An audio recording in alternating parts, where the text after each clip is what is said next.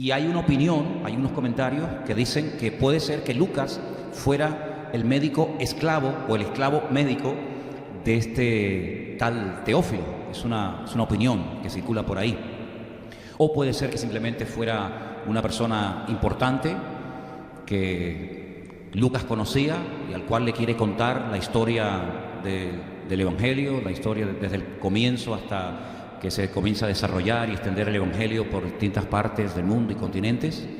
En fin, sea como sea, Lucas comienza la segunda parte del libro de la siguiente manera. Dice: en el primer tratado, el Evangelio, que lleva su nombre, o Teófilo, hablé acerca de todas las cosas que Jesús comenzó a hacer y a enseñar, hasta el día que fue recibido arriba, después de haber dado mandamientos por el Espíritu Santo a los apóstoles que había escogido, a quienes también, después de haber padecido, se presentó vivo con muchas pruebas indubitables, apareciéndoseles durante 40 días y hablándoles acerca del reino de Dios.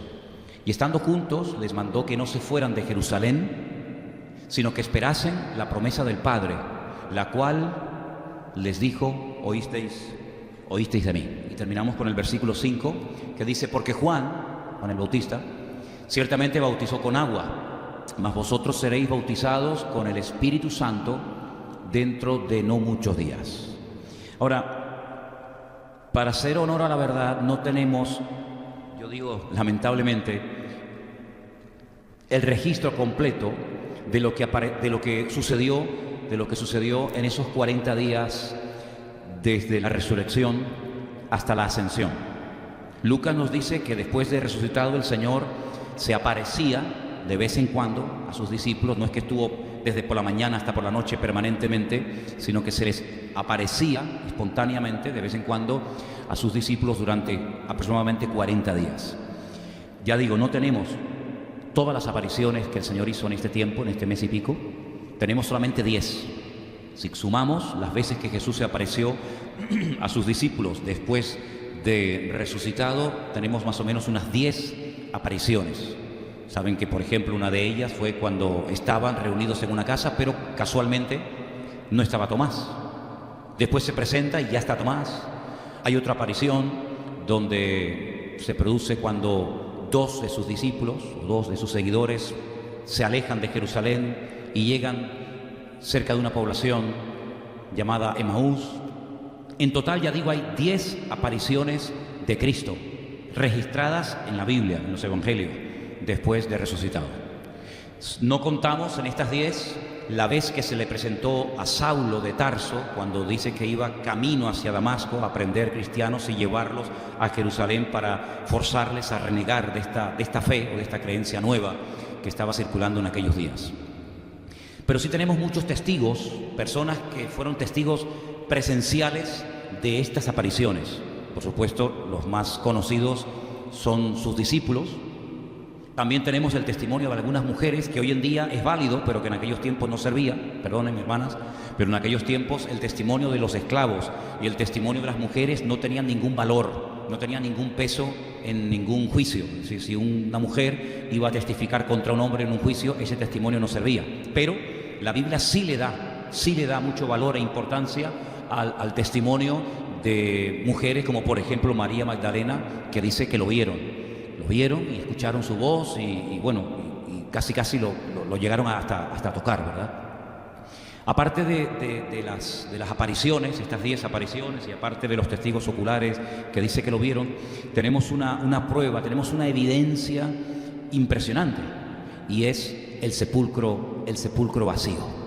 Y cuando se celebra un juicio, las pruebas son fundamentales. De hecho, a veces no se celebra un juicio, aunque se sabe que esa persona pudo ser el asesino o pudo ser el ladrón, porque no hay suficientes pruebas. Hay indicios, pero no hay pruebas contundentes que se puedan presentar en un momento determinado ante un juez y decirle, mira, las pruebas que tenemos contra esta persona son esta. El juez las sopesa, las valora y dice, ok, vamos a juicio, porque las pruebas son lo suficientemente contundentes como para celebrar un juicio contra esta persona. Ahí está el abogado, ahí está el fiscal, etcétera, etcétera.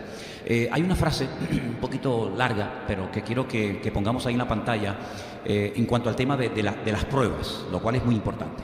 Cuando la existencia de cualquier hecho es atestiguado por testigos de haber estado bajo el conocimiento de sus sentidos, o que se afirma en los documentos la autenticidad y veracidad de lo que parece que no hay razón para cuestionar, se dice que la evidencia de tal hecho es directa o positiva. Hay pruebas circunstanciales, hay pruebas directas o positivas, hay muchos tipos de pruebas, ¿vale? Pero la prueba de las 10 apariciones de Cristo no están basadas en suposiciones, en sentimientos, en la imaginación, sino en hechos concretos. Hay muchas personas, concretamente dice la Biblia que en una de sus apariciones se apareció a más de 500 hermanos, ya está bien, a más de 500 hermanos a la vez. Si hay 500 testigos, eso no lo relata los evangelios, lo relata 1 Corintios capítulo 15, que dice que le vieron a la vez, ¿vale? No eran 2 o 3 personas de madrugada y que no se veía muy bien, más de 500 hermanos, y Pablo dice que algunos de esos testigos oculares ya no vivían. Cuando se escribió la carta de Pablo a los Corintios, ya algunos habían muerto, dice, pero todavía algunos de esos hermanos están vivos y pueden atestiguar de que lo que estoy diciendo es verdad. Por lo tanto, las apariciones de Cristo, dice la versión Reina Valera, la hemos leído en esta tarde, pruebas indubitables, están por encima de cualquier duda. Si no hay ninguna duda de que las apariciones de Cristo fueron genuinas, y si fueron genuinas dichas apariciones es porque todo esto está avalado por un hecho indiscutible, y es que Cristo resucitó de entre los muertos al tercer día. Ahora, esto no es cuestión de fe, para ti, para mí sí, pero para ellos no era cuestión de fe. Si yo hubiera sido Pedro o Santiago o Juan, cualquier discípulo, o tuviera sido María Magdalena o cualquiera de las Marías, porque así eran algunas mujeres que se llamaban en aquella época, María o Miriam, pues para ellos no era ningún problema el creer que él estaba vivo, porque es que lo habían visto, incluso dice que lo habían tocado, e incluso dice, para despejar cualquier duda, que incluso hasta comieron con él. Para que quedara bien claro que esto no era producto producto de la imaginación, una histeria colectiva, sino que era un hecho puntual de que él resucitó de los muertos. Y todos sus discípulos, la mayoría de sus discípulos y sus seguidores, no solamente en el siglo I, sino a lo largo de la historia, daban testimonio de que Jesús estaba vivo. No es que tenían que autoconvencerse y se pusieron de acuerdo y dijeron, oye, aunque esté muerto, aunque hayamos robado el cuerpo, aunque hayamos sobornado a la Guardia Romana, aunque le hayamos ocultado el cuerpo a los judíos, vamos a ponernos todos de acuerdo, y aunque nos den palos, aunque nos crucifiquen, aunque nos azoten, aunque nos apedreen, aunque nos persigan, todos vamos a decir lo mismo: está vivo, está vivo, está vivo. No, no es así. Es decir, no había ninguna posibilidad de que fueran capaces de dar la vida por un muerto. Desen cuenta de que cuando estaba vivo, lo abandonaron y no fueron capaces de sostener su fe cuando estaba vivo. Imagínense ustedes estando muerto. Si no hay ninguna fuerza para defender una mentira cuando tú sabes que es una mentira. Ahora, hay personas que en una sinceridad equivocada son capaces de morir por una mentira, pero porque ellos creen que es una verdad. Pero cuando tú sabes positivamente que algo es mentira, tú no tienes ninguna capacidad psicológica, ni espiritual, ni de ninguna índole para ser capaz de ser torturado hasta la muerte para defender una mentira. Y estos discípulos, precisamente, si de algo no podían presumir, es que fueran gente tremendamente valiente. Porque al contrario, hasta aquel que presumía de que él no iba a abandonarle y que él no iba a dejarlo, resulta que al final fue el primero. Por lo tanto, estas personas estaban plenamente convencidas de que Jesús había resucitado, que lo habían visto, habían caminado con él, y está durante 40 días, y el número 40 es muy importante, porque hay un hecho en el Antiguo Testamento que tiene que ver también con el número 40 días, y es cuando Moisés, el líder, el pastor del pueblo de Israel, sube a lo alto del monte Sinaí, y dice la Biblia que el pueblo, viendo que no viene, no sabían lo que le había pasado. Claro, ahora sabemos que estaba orando, pero el pueblo vio que se fue a la montaña y capaz que murió, capaz que se cayó y se mató, capaz que lo mató algún animal. Pues ellos estaban esperando y esperando y esperando y casualmente a los 40 días dijeron, oye, mira, este hombre no aparece. Este era como algunos cristianos que sabes que tienen que venir, pero no sabes cuándo. Pues vamos a hacer un becerro de oro y vamos a proclamar lo que es nuestro Dios y nos vamos a Egipto de vuelta, que al fin y al cabo pues es lo que conocemos, porque eso de la tierra prometida, pues sí, es algo que no sabemos ni dónde está ni cómo es. Es decir, fueron incapaces de permanecer unidos durante 40 días esperando a Moisés, y al final todos sabemos que Moisés apareció con las tablas de la ley y en fin, ocurrió algo tremendo que marcó sin lugar a dudas un antes y un después en la historia de aquel pueblo, porque hombre, terminar adorando a un becerro de oro después de lo que habían visto y aprendido de parte del Señor fue algo realmente tremendo, ¿no? Así que el Señor está 40 días, no permanentemente, sino que desaparece por aquí y por allá, para que en esos 40 días reflexionen y lleguen todos a la conclusión, como así fue, de que Él verdaderamente había resucitado y de que aquello no era producto de una histeria, ni de una imaginación, ni mucho menos. Fueron también los mismos días que Jesús pasó en el desierto. Tuvo tiempo más que suficiente para decir, yo esto no lo aguanto. Llevo 3 semanas sin comer y esto es una prueba terrible, aquí me estoy muriendo y abandono. Sí, esos 40 días que tuvo que estar Cristo en el desierto ayunando, preparándose para comenzar su ministerio, esos 40 días que no fue capaz el pueblo de Israel de esperar a Moisés fielmente, preparándose para recibir la Torá, pues esos 40 días les sirvió a estos discípulos para llegar a la firme convicción y certeza de que el Señor Jesucristo había resucitado. Y Lucas dice que las veces que Él se apareció, que tenemos, como dije al principio, 10 nada más de sus apariciones, son pruebas a base de toda duda, ¿sí? Son señales contundentes que avalan la realidad de los hechos, y es que Cristo verdaderamente había resucitado de la tumba y vive por los siglos de los siglos. Amén. ¿Cuánto lo creen? Gloria a Dios. Ahora bien, ¿qué pasó durante esos 40 días? Porque ya no hubieron más milagros, por lo menos la Biblia no lo registra. No hubieron más milagros, ya no hubieron esas predicaciones multitudinarias, ¿verdad?, donde se reunían centenares, miles de personas, sino que ya es algo más privado, ¿no?, un contacto más personal con sus discípulos. Pero hay un dato aquí muy significativo que hemos leído en esta noche. Dice que se les apareció durante 40 días con pruebas indubitables, hablándoles acerca del reino de Dios. Fijaros que en el versículo 6, versículo que también se leyó esta tarde, le preguntan, Señor, ¿tú restaurarás el reino a Israel? Aquí hay 2 veces la palabra malhut, la palabra reino, pero el Señor habla acerca del reino de Dios. A veces la palabra Dios se sustituye por la palabra cielos, el reino de los cielos o el reino de Dios es lo mismo, pero la pregunta que le hacen a Él minutos antes de la ascensión es si va a restaurar el reino a Israel. Si estamos hablando de 2 reinos totalmente diferentes, de 2 conceptos completamente distintos. Ahora, la palabra o la expresión el reino de Dios o el reino de los cielos en el libro de los Hechos aparece en 6 ocasiones. En el Evangelio de Lucas en 33 ocasiones.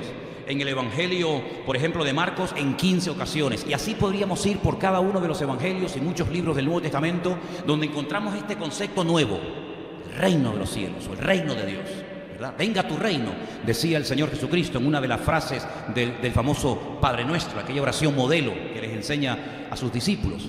Ahora, tenemos que partir de la base de que el reino de Dios es como sinónimo de decir el gobierno de Dios, ¿vale? El gobierno de Dios. Cuando Dios creó al hombre en el principio y tenía una relación directa y permanente con él, el hombre no necesitaba ningún tipo, digamos, de normas, aunque tenía unas poquitas y fue incapaz de cumplirlas, pero el hombre estaba bajo el reino, bajo el paraguas, bajo el gobierno de su Creador. Esto no fue siempre así. Llegó el momento cuando el hombre desobedece. El hombre fue creado con la capacidad de desobedecer, porque si no sería un robot, sería como amor a la fuerza, ¿no? El hombre fue creado con ese libre albedrío que utilizó, lamentablemente, para lo malo. Se rebela contra su creador, es como el ordenador, el robot rebelándose contra su creador. Hoy en día se está hablando ya de robots y de máquinas para matar, increíble. Pero Dios creó al hombre con la capacidad de rebelarse contra su creador si éste lo quisiera hacer, cosa que vemos que hizo. Automáticamente sale del reino, automáticamente sale de esa cobertura de Dios y el hombre queda expuesto a una serie de consecuencias terribles a corto y a largo plazo. Él se da cuenta, por ejemplo, que aquellos animales con los cuales antes podía jugar, ahora se le vuelven sus enemigos. Él se da cuenta de que comienza a sudar, a perder humedad, a secarse. La mujer se da cuenta de que comienza a menstruar y cuando llega el momento de la luz siente unos dolores tremendos. Hablo de la teoría, lógicamente. Se da cuenta de que aquella tierra fértil y preciosa comienzan a salir una serie de hierbas, de malas hierbas que antes no salían. Se da cuenta de que ya Dios no viene todos los días a tener comunión y a hablar con Él, sino que como que Dios se ha ido y ahora ya hay otro sistema, otra forma de comunión con Dios, y es a través de sacrificios de animales. Y bueno, experimenta dolor, cansancio, sueño y finalmente muerte, que es algo terrible, ¿no? El ser humano pasó de ser un ser inmortal, perfecto, a ser un ser inmortal, imperfecto, limitado en espacio y en tiempo, y que se va deteriorando a marchas forzadas hasta llegar hoy en día a edades que no tienen nada que ver con la longevidad con la que duraban aquellas personas que vivían centenares de años, pero hoy en día el vivir tantos años sería más que una bendición, sería realmente una tortura, ¿no? Porque tal y como está el mundo, si nos quedaran todavía 500, 600 años de vida, pues, ¿qué quieres que te... Hombre, a mí me gustaría llegar hasta los 100, por lo menos, ¿no? Pero ya hasta los 500, pues, ¿qué quieres que te diga? Pues no, ¿no? Entonces vemos que ese gobierno sobre el cual, o bajo el cual estaba el hombre, se pierde y el hombre queda como un barco a la deriva, sin timón, yendo de un lugar a otro. Ahora es la Torre de Babel, ¿verdad? Mañana es la lujuria, pasado es no sé qué, mañana es la idolatría, hasta que al final, después de muchos siglos y de muchas vueltas y andaduras, el Rey, el Creador del universo, decide pues venir en persona a arreglar lo que el hombre había roto, y decide mandar a su hijo, decide mandar a su amado hijo, a su unigénito hijo, para que venga a este mundo y haga una obra de restauración de adentro hacia afuera del ser humano. Es curioso que esa obra de restauración no conlleva el hecho de que la tierra vuelve a su origen, en el sentido de que ya la tierra se vuelve otra vez tremendamente fértil y deja de ser improductiva o tener un montón de malas hierbas, sino que la tierra sigue exactamente igual, bajo maldición, ¿verdad? Satanás no queda totalmente eliminado, sino que dice que está suelto como una especie de preso en régimen de libertad condicional, ¿verdad? Por un tiempo. Los animales siguen causando estragos y problemas a los seres humanos, y pues bueno, el hecho de que seas cristiano no significa de que ahora vas a ir a África a pasear entre leones o pumas o panteras y no te va a pasar nada, sino que es una restauración más bien de tipo espiritual, ¿vale? Donde el hombre puede volver otra vez a conectarse con el Creador, donde el hombre puede volver a tener comunión con Dios, pero no como antes, incluso ahora está mejor que antes, porque ahora el hombre goza de una experiencia que Adán y muchos personajes del Antiguo Testamento no terminaron de entender ni de tener, y es la salvación. Por eso, en cierto sentido, una de las cosas que nos dice la Biblia es que los ángeles, que también cayeron, cuidado, no todos, pero gran parte de ellos cayó y se rebeló contra el Creador previo a la caída del hombre, pues dice que nos miran y nos observan, porque eso del gozo de la salvación y del perdón, pues es algo que no les cabe en la cabeza, ¿no? Por decir una expresión, porque ellos, pues el Señor no movió ni un solo dedo para restaurar a toda la creación angelical, pero sí movió el universo entero para que viniera su Hijo unigénito al mundo para morir por el ser humano, ¿no? Y en esta tarde hemos recordado ese hecho histórico, ese hecho tremendo que partió la historia en dos, y ahora se puede decir que Dios vino, Emmanuel, Dios con nosotros, se humanó, el verbo, madre mía, eso es algo increíble, ¿no? El verbo, la palabra, ese concepto abstracto, el verbo, ¿eso qué es? Pues se hizo carne, madre mía, pero ¿cómo que se hizo carne? Las palabras no se hacen carne, las palabras como muchos se pueden poner en la pared, se pueden poner en un libro, pero que se encarnen, que se humanen, pues es algo, un concepto que se nos escapa de la mente, pero eso fue lo que ocurrió. La palabra se humanó, se encarnó, y dice, y vimos su gloria como del unigénito del Padre, ¿no? Y hizo cosas portentosas que no hay nadie, ningún líder religioso, político o de la índole que sea, jamás nadie se le podrá igualar en nada a esta figura trascendental de la historia de la humanidad como es Jesucristo, ¿no? Y durante 40 días los discípulos tienen el privilegio de oír hablar acerca del reino, de cómo Dios quiere restaurar el reino. Y si quieren conocer más acerca de las leyes internas del reino, cómo se relacionan los súbditos del reino con ese rey, cuáles son las obligaciones morales, espirituales que tienen los súbditos del reino de Dios con el rey, pues tienen que leer la Carta Magna, la Constitución del reino. Porque así como Moisés subió 40 días y 40 noches al monte Sinaí a recibir la constitución de Israel, que es la Torá, pues así el Señor Jesucristo nos entrega en el nuevo pacto, ¿verdad? Nos entrega su palabra, y ahora nosotros a través de Él, dice que su ley ahora la ha escrito no en piedra, sino que la ha escrito en nuestros corazones. Y eso es algo que formaba parte del nuevo pacto. Eso no era algo del Antiguo Testamento, eso es algo que tiene que ver con el nuevo pacto. Dice, yo escribiré mi ley en sus corazones y pondré mi espíritu dentro de ellos.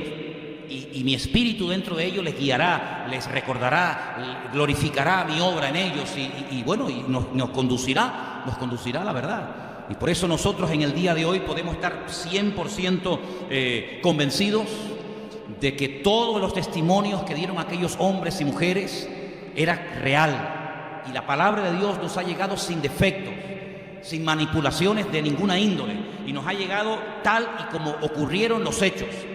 Y nosotros, aparte de tener la Escritura, esa antorcha que alumbra en medio de la oscuridad, dice la palabra, pues tenemos el testimonio de Él viviendo, morando dentro de nuestros corazones, y podemos decir que el Espíritu Santo que mora en nosotros da testimonio a nuestro espíritu de que nuestra fe no es una fe loca, una fe ciega, sino una fe contundente, una fe seria, una fe real, basada en pruebas indubitables. ¿Cuántos dicen amén? Ahora bien, en esos 40 días ellos aprenden, ellos recuerdan lecciones, pero todavía algunos de ellos siguen, perdonen la expresión, con la matraquilla, con la idea de que, bueno, está muy bien, todo eso del reino de los cielos y tal, y ese sermón del monte, Mateo 5, 6 y 7, que es la constitución del reino de los cielos, está muy bien, pero una pregunta, ¿la monarquía, el reino a Israel, lo vamos a volver a recuperar? Porque claro, cuando uno analiza se da cuenta de que el pueblo de Israel ha pasado por muchas etapas, y hay un momento en el que no existía monarquía. Pero hay un momento en el que sí comenzó la monarquía a ser, digamos, el sistema político habitual a través del cual se relacionaba el pueblo con Dios y Dios con el pueblo. Y ahí tenemos a Saúl, y a David, a Salomón, y a Roboán, a Jeroboán, y a Usías, y tantos reyes, tanto del norte como del sur. Y ellos lo que querían era que los romanos fueran derrocados, ¿verdad?, sus enemigos terribles, y que pudieran otra vez volver a tener a su Mesías o a su rey o a su representante, y de esa manera que todas las naciones de la tierra se pusieran bajo la cobertura y bajo la pleitesía de Israel. Y entonces lo que nos interesa es saber si esto se va a llevar a cabo, sí o no. Porque lo del reino de los cielos y todo esto está muy bonito, pero aquí todavía esta gente nos están machacando y tenemos que pagar altísimos impuestos, y lo que queremos es que ellos nos paguen impuestos a nosotros, que ellos sean nuestros esclavos, que en vez de obligarnos ellos a adorar a sus dioses, ellos adoren a nuestro único y verdadero Dios. Entonces la cuestión está, ¿tú vas a restaurar el reino, sí o no? Y es increíble, ¿no?, cómo después de 3 años de enseñanzas profundas y personales de Cristo con sus discípulos, y después de 40 días hablándoles del reino de Dios, todavía tengan este problema, esta cuestión del reino a Israel, cuando el Señor les dice, miren, sinceramente, no se rompan la cabeza con estas historias, porque no les corresponde a ustedes estar pensando si ahora es el reino, si ahora no es el reino, si les va a tocar a ustedes ver el reino de Israel restaurado o no. Ustedes lo que tienen que preocuparse es de ir a Jerusalén. No se muevan de allí, permanezcan unidos y esperen, dice, la promesa del Padre. Y cuando ustedes reciban en carne propia esa promesa, ¿y esa promesa dónde la hizo Dios? Bueno, la hizo a través de la pluma, la hizo a través de la boca del profeta Joel. Ustedes pueden ir al libro de Joel, que es muy chiquitito, creo que tiene 4 o 5 capítulos, si no me equivoco, y en uno de esos capítulos el Señor dice que en los postreros días, no en los días de Joel, sino en los postreros días, pues el Señor derramaría de su Espíritu Santo sobre toda carne, sobre hombres, mujeres, esclavos libres, ¿verdad? Haría señales, prodigios arriba en el cielo, abajo en la tierra, y todo el que invocara el nombre del Señor sería salvo. Y ahí está presentando un panorama profético realmente revolucionario. Es decir, que ya no va a ser una élite llamada los sacerdotes o llamados los profetas, sino sobre toda carne, todos hombres, mujeres, esclavos libres, todos van a poder profetizar, y gente tendrán experiencias con visiones y otros con sueños. Y claro, hay un panorama espectacular. Y el Señor Jesucristo dice, ustedes vayan a Jerusalén y esperen, aprendan a esperar. Ahora, 3 días había estado el Señor sepultado, ¿sí o no? ¿Sí? 40 días estuvo el Señor con ellos, ya son 43. Entre la fiesta de Pesaj, la fiesta de la Pascua que acaba de terminar recién ahora, hasta la próxima fiesta bíblica importante de obligatorio cumplimiento en aquel momento, pasan 50 días. Nosotros llamamos a esa fiesta como Pentecostés. En la Biblia se llama la fiesta de Shavuot, la fiesta de las semanas. Por lo tanto, si 3 días había estado el Señor muerto, Él resucita y está presentándose, como hemos leído aquí en Hechos capítulo 1, a través de pruebas indubitables durante 40 días, quiere decir que cuando el Señor asciende y se va a la gloria, ellos se van a Jerusalén y esperan ¿cuánto tiempo?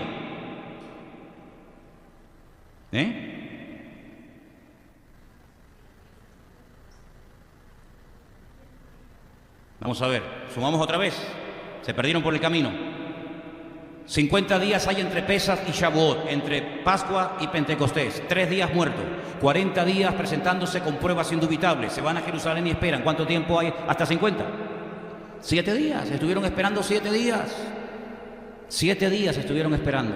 7 días. ¿Y cuál es el último día de la semana? El domingo, ¿sí? Pensaba que el domingo era el primero. El último día es el séptimo. ¿Y cuál es? ¿Cómo se llama el séptimo? Ok, estuvieron esperando.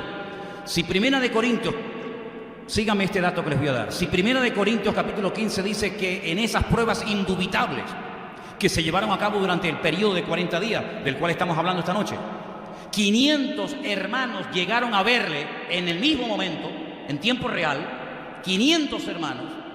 Curiosamente, cuando usted sigue el relato del libro de los Hechos, usted va a encontrar que Lucas, que es un autor muy detallista, que cuenta y relata cosas que a veces se le pasan desapercibidas, digo entre comillas, a otros autores de la Biblia, es curioso que él dice que cuando llegó el día de Pentecostés, que estaban todos unánimes juntos, ¿se acuerdan? Cuando llegó el día de Pentecostés estaban todos unánimes juntos, ¿verdad?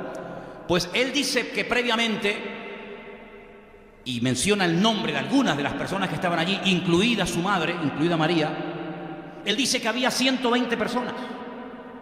Y esto es muy significativo que lo diga. Porque Primera de Corintios capítulo 15 dice que 500 hermanos le vieron a la vez. Es decir, que después de tanto sufrimiento y de tanto ministerio quedó un grupo, quedó un remanente fiel de 500 personas. Seguramente habría más, pero bueno, digamos testigos oculares de su ascensión, 500 hermanos. Y cuando llega el día de Pentecostés, una semana, 7 días después de su ascensión, dice que habían quedado en el aposento alto 120. Y esto es muy importante, porque quiere decir que tan solo una semana el grupo pasó de 500 a 120. En una semana se perdieron 380 miembros de ese colectivo, de ese grupo. Llámalo discípulos, seguidores de Cristo, mesiánicos, ponle el adjetivo que más te guste. 380 se perdieron por el camino. Solamente permanecieron juntos, unánimes, en oración, sin salir de aquellas paredes, de aquella habitación, en Jerusalén, 120 personas. ¿Dónde estaban las 380? Bueno, si consigues a alguien que te lo dice, llámame, porque yo todavía no sé dónde estaba. Lo que está bien claro es que la Biblia dice que los que permanecieron fieles fueron 120. Y es que la Biblia le da mucha importancia a la constancia y a la perseverancia en las cosas del Señor. No hay un versículo por ahí que hemos mencionado muchas veces, hermanos míos, estad firmes y constantes, ¿no? 1 Corintios 15, 58 o 57. Mira a ver. Así que hermanos míos, 58. Así que hermanos míos, amados, estad firmes y constantes, creciendo en la obra del Señor siempre, sabiendo que vuestro trabajo en el Señor no es en vano. Claro, yo no sé si algunos dirán, oye, que ya llevamos aquí 4 o 5 días, porque usted sabe, usted y yo sabemos que tuvieron que esperar una semana, pero ellos no sabían cuánto tiempo tenían que esperar. Y cuando uno sabe lo que le va a pasar, pues se prepara de una forma diferente a cuando no sabe lo que te espera. ¿Sí o no? Es como si usted sabe que el avión se va a caer, ¿se subiría? ¿Verdad que no? Si el coche que usted va a comprar se le va a romper a la semana, ¿lo compraría? Entonces yo estoy una semana esperando si sé que voy a esperar una semana y me va a caer la bendición encima. Pero es que ellos cuando entraron en aquel aposento, cuando entraron en aquella casa, con la orden de permanecer unidos, unánimes y esperar, el Señor no les dijo, bueno, espere más o menos como una semana. Ah, bueno, no pasa nada. Ya me organizo mi tiempo, mi trabajo, para yo esa semana tomármela libre y no ocuparme de ninguna cuestión. Ellos no sabían cuánto tiempo tenían que esperar. Y probablemente algunos de los 380 se cansaron y dijeron, oye, pero esto aquí no pasa nada, tú. Esto es una pasada, que llevamos ya días y días y días y orando y aquí no pasa nada. Yo tengo muchas cosas que hacer. Yo tengo un examen mañana que presentar, tú.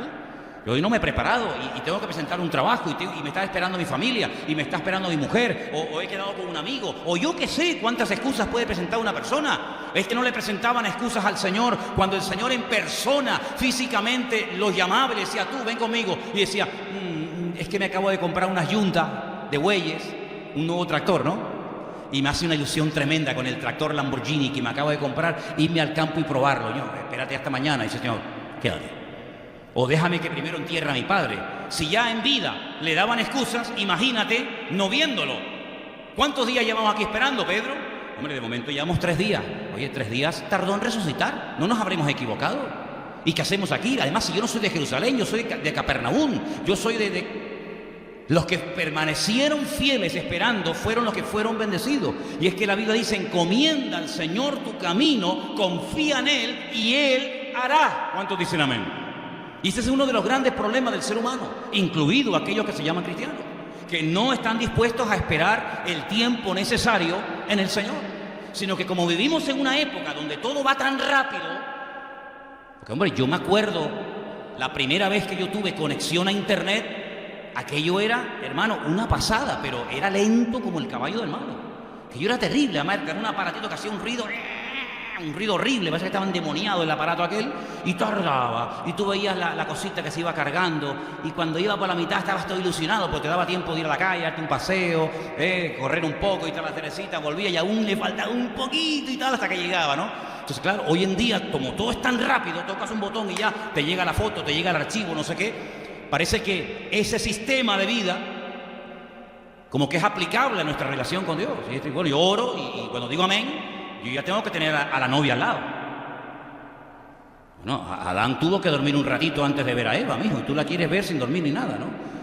Entonces, los discípulos tuvieron que aprender a esperar, pero a esperar con confianza, no a esperar con queja, porque hay un versículo muy bonito en la Biblia que yo aprendí hace muchos años, que dice que cuando esperamos algo y no viene, es como un tormento al corazón.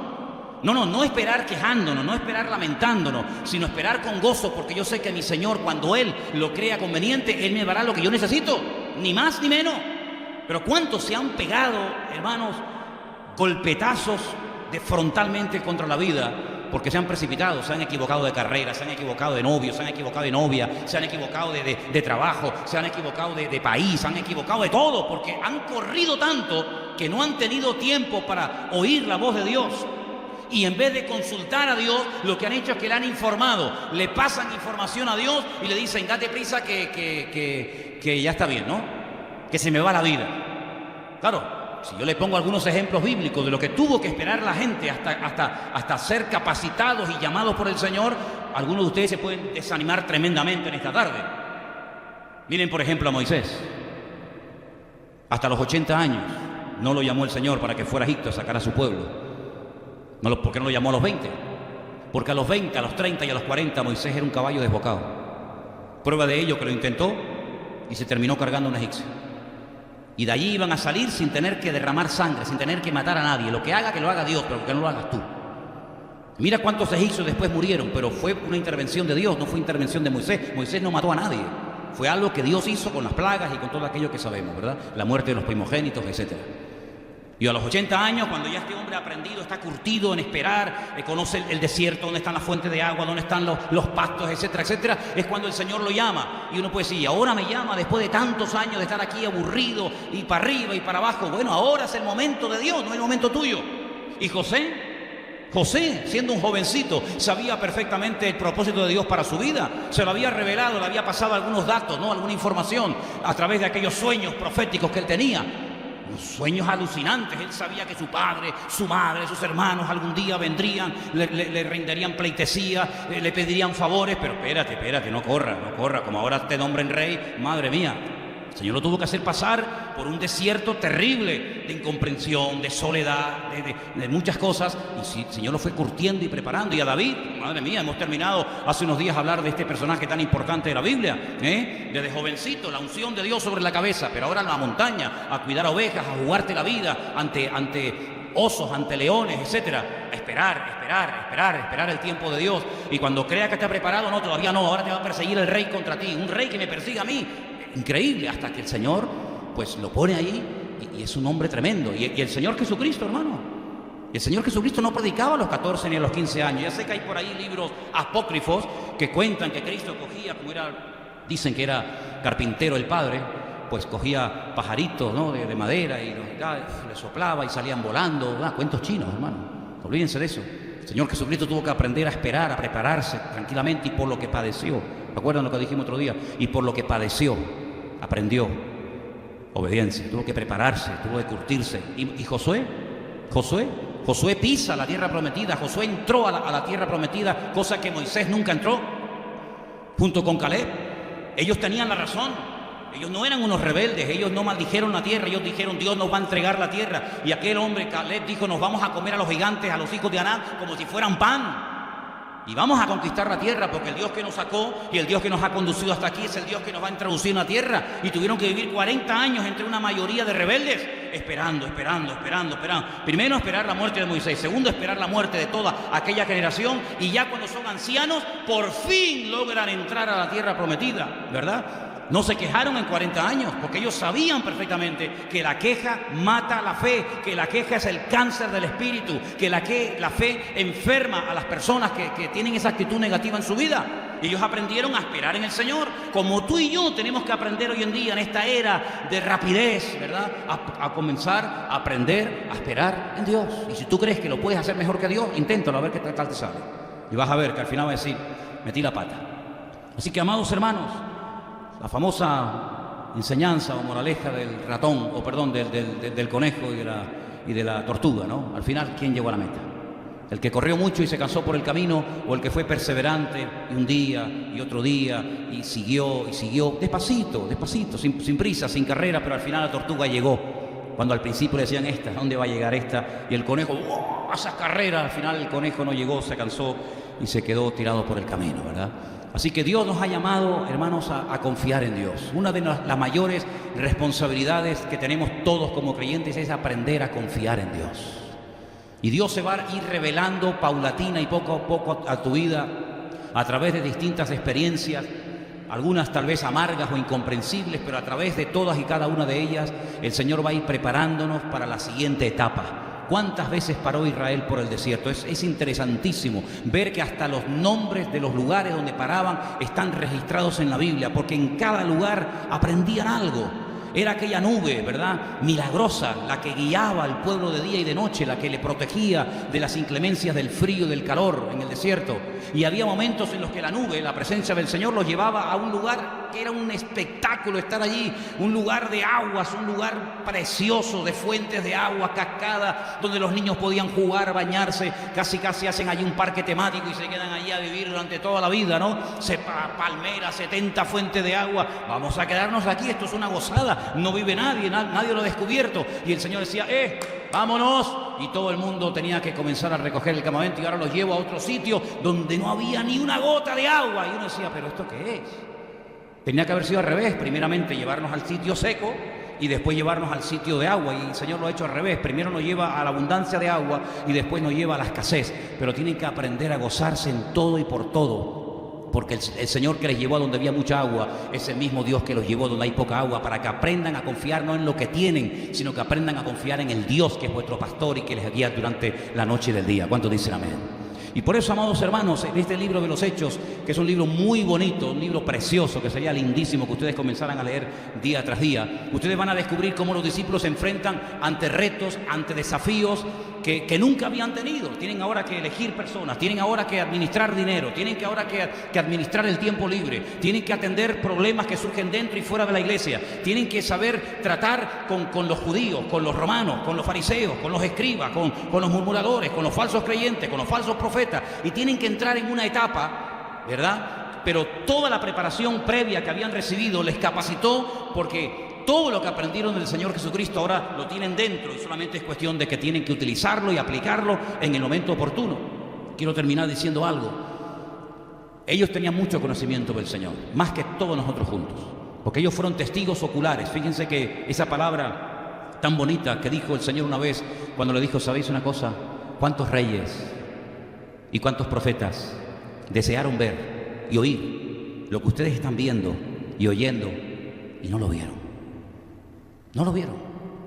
Sin embargo, ustedes están siendo privilegiados de ver al Mesías, cómo camina por encima de las aguas, cómo multiplica los panes y los peces, cómo levanta a los muertos, cómo da unas enseñanzas que ni el mejor rabino de la historia le llega, pero ni a la suela del zapato, cómo profundiza y descubre las verdades de la palabra y te dice, no, mira, esto significa esto, esto y esto y aquello. Ver que no hay forma de hallarle en un más mínimo error ni fallo en nada, incluso en aquellas preguntas aparentemente imposibles de responder, él daba una respuesta que dejaba a todo el mundo con la boca abierta. Todo eso lo estáis viendo ustedes. Están caminando conmigo, ven cómo es mi estilo de vida, cómo organizo mi tiempo, la mañana, la tarde, la noche, cómo como, cómo respiro, cómo duermo. Están viendo cosas que millones de personas desearon ver y oír y no lo vieron, pero sin embargo ustedes lo están viendo. Así que conocimiento tenían más que suficiente, pero les faltaba algo muy importante. Y por eso quiero que leamos en Hechos capítulo 1, el versículo 8, donde dice, pero recibiréis poder. Y esa palabra en griego es dinamita. El Nuevo Testamento fue escrito en griego. Ustedes van a recibir dinamita, un poder tremendo, cuando haya venido sobre vosotros el Espíritu Santo. Entonces vais a poder ser testigos. La palabra testigo es la misma que la palabra mártir, es lo mismo. Un mártir y un testigo es lo mismo en la Biblia. Van a ser testigos en Jerusalén. Hubieron mártires que murieron en Jerusalén. Hubieron testigos y mártires que murieron en la provincia de Judea, en la provincia de Samaria y, por supuesto, hasta lo último de la tierra. Pero no solamente en aquel tiempo, sino que hasta el día de hoy, probablemente hoy, algún hermano nuestro en la fe ha muerto en alguna parte del mundo, seguramente, quemado, torturado, crucificado, sabe Dios cómo. Y la palabra se cumplió literalmente. Ellos tenían una experiencia, tenían un conocimiento tremendo, pero le faltaba una capacidad sobrenatural para poder afrontar todo lo que se les vendría encima. ¿Cómo van a salir un grupito de pescadores en la cual la gente ni confía ni cree en ellos porque no son gente docta, con grandes carreras y estudios, etcétera? ¿Cómo van a ir por Grecia, por Roma, por todas las naciones de la tierra tratando de convencer a la gente de que un muerto resucitó al tercer día? ¿Pero quién se va a creer eso? Si cuando Pablo llegó a Grecia, a Atenas, al Areópago, y lo llevaron allí y le dijeron, oye, que aquí hay un señor que nos está hablando de nuevos dioses. Claro, como dice que los atenienses se aburrían y lo único que les gustaba era siempre oír cosas nuevas y dice, oye, pues mira, esto es nuevo, no hemos oído nunca a un hombre que vente para acá, y lo llevaron al mejor teatro, al mejor foro donde él podía exponer su fe, un privilegio increíble. Es como si te cogen y te llevan, no sé, al Madison Square Garden, o te llevan a un lugar donde miles de personas te van a escuchar y decir, venga, tienes las cámaras, la revisión, la radio, habla en directo todo lo que quieras hablar acerca de tu Dios. Y allí fue Pablo. Y el mensaje que Pablo le lanza a los estoicos que estaban allí, a los epicúreos, fíjate, dos líneas filosóficas completamente antagónicas la una contra la otra, lanza un mensaje alucinante. Mira, los que quieren estudiar griego koiné, que es el griego de la Biblia, tienen que estudiar y analizar la exposición, el tema, y cómo desarrolló el tema Pablo en Atenas, porque es una profundidad de lenguaje alucinante, es un griego perfecto. El hombre cita a Heródoto, cita un montón de personajes conocidos de la época, los deja a todos con la boca abierta, empieza su discurso de una forma casi sin querer. Mira, observo que soy gente muy religiosa, porque veo que hasta tenéis un pedestal donde he podido leer una inscripción que dice al Dios no conocido, si adoráis hasta lo que no conocéis. Dice, pues yo os vengo a hablar de ese Dios que ustedes no conocen. Y empieza y da un barrido. Mira, para mí hay dos discursos en la Biblia que son espectaculares. No me canso de leerlo. Uno es el de Esteban, cuando lo van a apedrear, que al final lo apedrean y lo matan. Así que de nada sirvió el pedazo de discurso que se echó. Espero que ustedes no me maten esta tarde, Un discurso alucinante, el recorrido histórico que hace Esteban antes de morir hasta llevarlos a decir, ustedes son como los del Antiguo Testamento, que tal, diga. El mensaje de Esteban es espectacular, pero el mensaje de Pablo en Grecia es algo increíble. Bueno, pues al final, cuando toca el tema de la resurrección, le dice, vale, muy bonito, venga, un aplauso. Ya te oiremos otro día. ¿Pero quién se iba a creer que un muerto había resucitado al tercer día? ¿Cómo se van a tragar semejante historia? Los cultos de Grecia, los poderes fácticos de la época, los políticos de Roma. Es imposible, si humanamente hablando es imposible. Tú puedes decir, mira, yo estaba enfermo y ahora estoy sano. Bueno, vale, hasta ahí llego. O mira, no sé, yo tenía problemas en el matrimonio y gracias a Dios nos hemos unido, nos hemos reconciliado y nos hemos perdonado. Bueno, está bien. O mira, yo tenía un hijo rebelde y esto y aquello, y oré y le pedí al Señor, y el Señor me trajo a mi hijo y dejó la droga y cambió de vida. Amén, vale, hasta ahí llegamos. Porque ya en aquella época había gente que se sanaba, y dice que había unos que se llamaban un tal Exeba, que eran exorcistas ambulantes, que por dinero le echaban los demonios a la gente. En fin, la gente tenía sus creencias espirituales y religiosas, y había gurús, y había curanderos, siempre los ha habido y los habrá. Pero nunca nadie se había atrevido a ir por el mundo entero, por todo el norte de África, por todos los continentes de la tierra, por toda Europa, en Roma. Nadie se había atrevido nunca, jamás, porque aparte tampoco hubiera podido hacerlo, pues sería mentira, ir por el mundo diciendo que tenemos un Cristo, tenemos un Mesías, tenemos un Dios tremendo, que su Hijo murió en una cruz, lo crucificaron los romanos, lo cual todo el mundo sabía de lo que se estaba hablando, porque la muerte por crucifixión la inventaron ellos, los romanos, y resulta que lo meten en un sepulcro. Le ponen un precinto romano, una piedra de casi 4.000 kilos en la puerta, lo meten allá adentro, lo abandonan sus discípulos, se pega 72 horas sin moverse, sin salir, 16 soldados romanos pagados por los impuestos de los soldados de Roma para custodiar el muerto, y al tercer día se mueve la piedra, se rompe el precinto, se caen los romanos por el suelo, sale para afuera y está vivo. ¿Quién se va a creer eso? Ustedes están locos. ¿Quién se va a creer? Vete al César de Roma a contarle ese cuento. Vete a los filósofos de Grecia a contarles que un muerto resucitó. Olvídate, nadie les va a creer. Sin embargo, dice, cuando venga el Espíritu Santo sobre ustedes, vayan a ser capacitados de tal manera que todo el mundo les va a escuchar. Y la palabra de Dios nos enseña que en menos de 300 años el mundo se puso de rodillas ante el mensaje del Evangelio. Personas que no tenían ni internet, ni WhatsApp, ni Instagram, ni vainas de esas, pero tenían un amor por Dios y por la obra de Dios que ni debajo del agua se callaban. Flotando en una tabla, ahí de náufrago, pasando frío, Pablo seguía predicando. Lo metían en una cárcel con las espaldas torturadas y sangrando, y seguía predicando y cantando al Señor. ¿Qué te parece? Los azotaban, los crucificaban. Nerón se tiraba de los pelos y decía, ¿cómo es posible que mueran y todavía están sonriendo? Y les prendían fuego y seguían cantando y alabando al Señor. ¿Qué tenía aquel pueblo? ¿Qué tenía aquella gente? Pues tenían lo que creo que debemos de tener nosotros hoy en día, la presencia del Señor en nuestros corazones. Lo que pasa es que todavía nuestra fe no ha sido probada al nivel a la que ha sido probada la de ellos. Nuestra fe es una fe europea, una fe occidental, una fe cómoda, una fe de domingo, si es que vienes. Una fe de internet, no me refiero a los hermanos.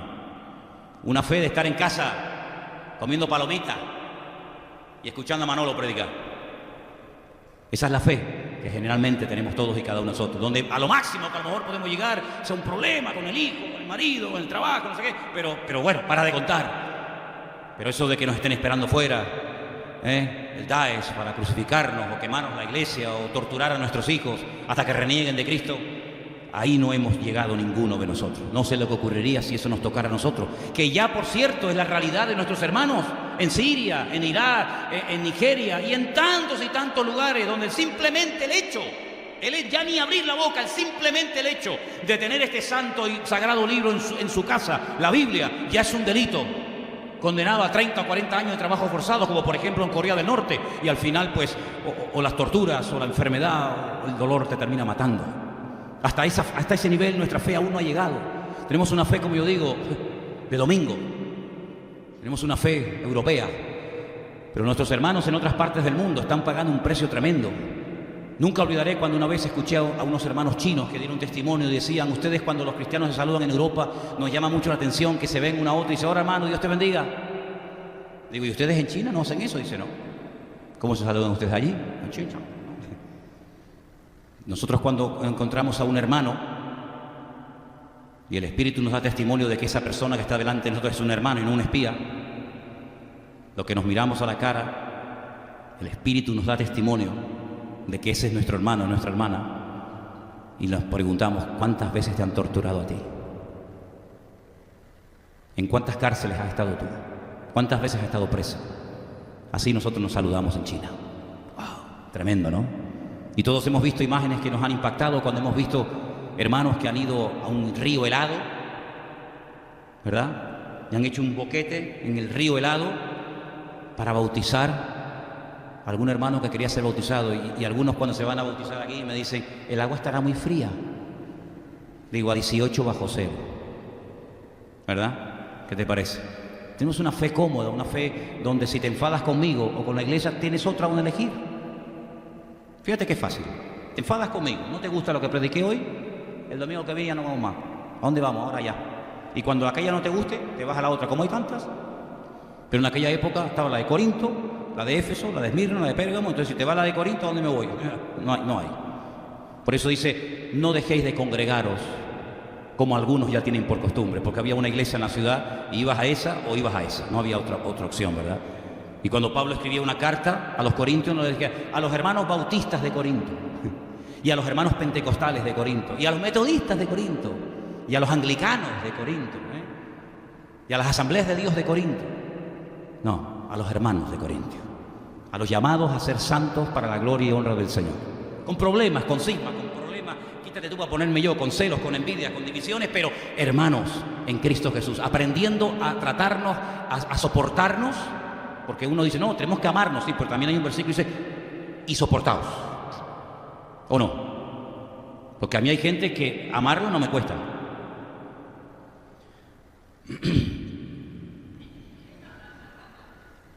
Pero ustedes me entienden, ¿no?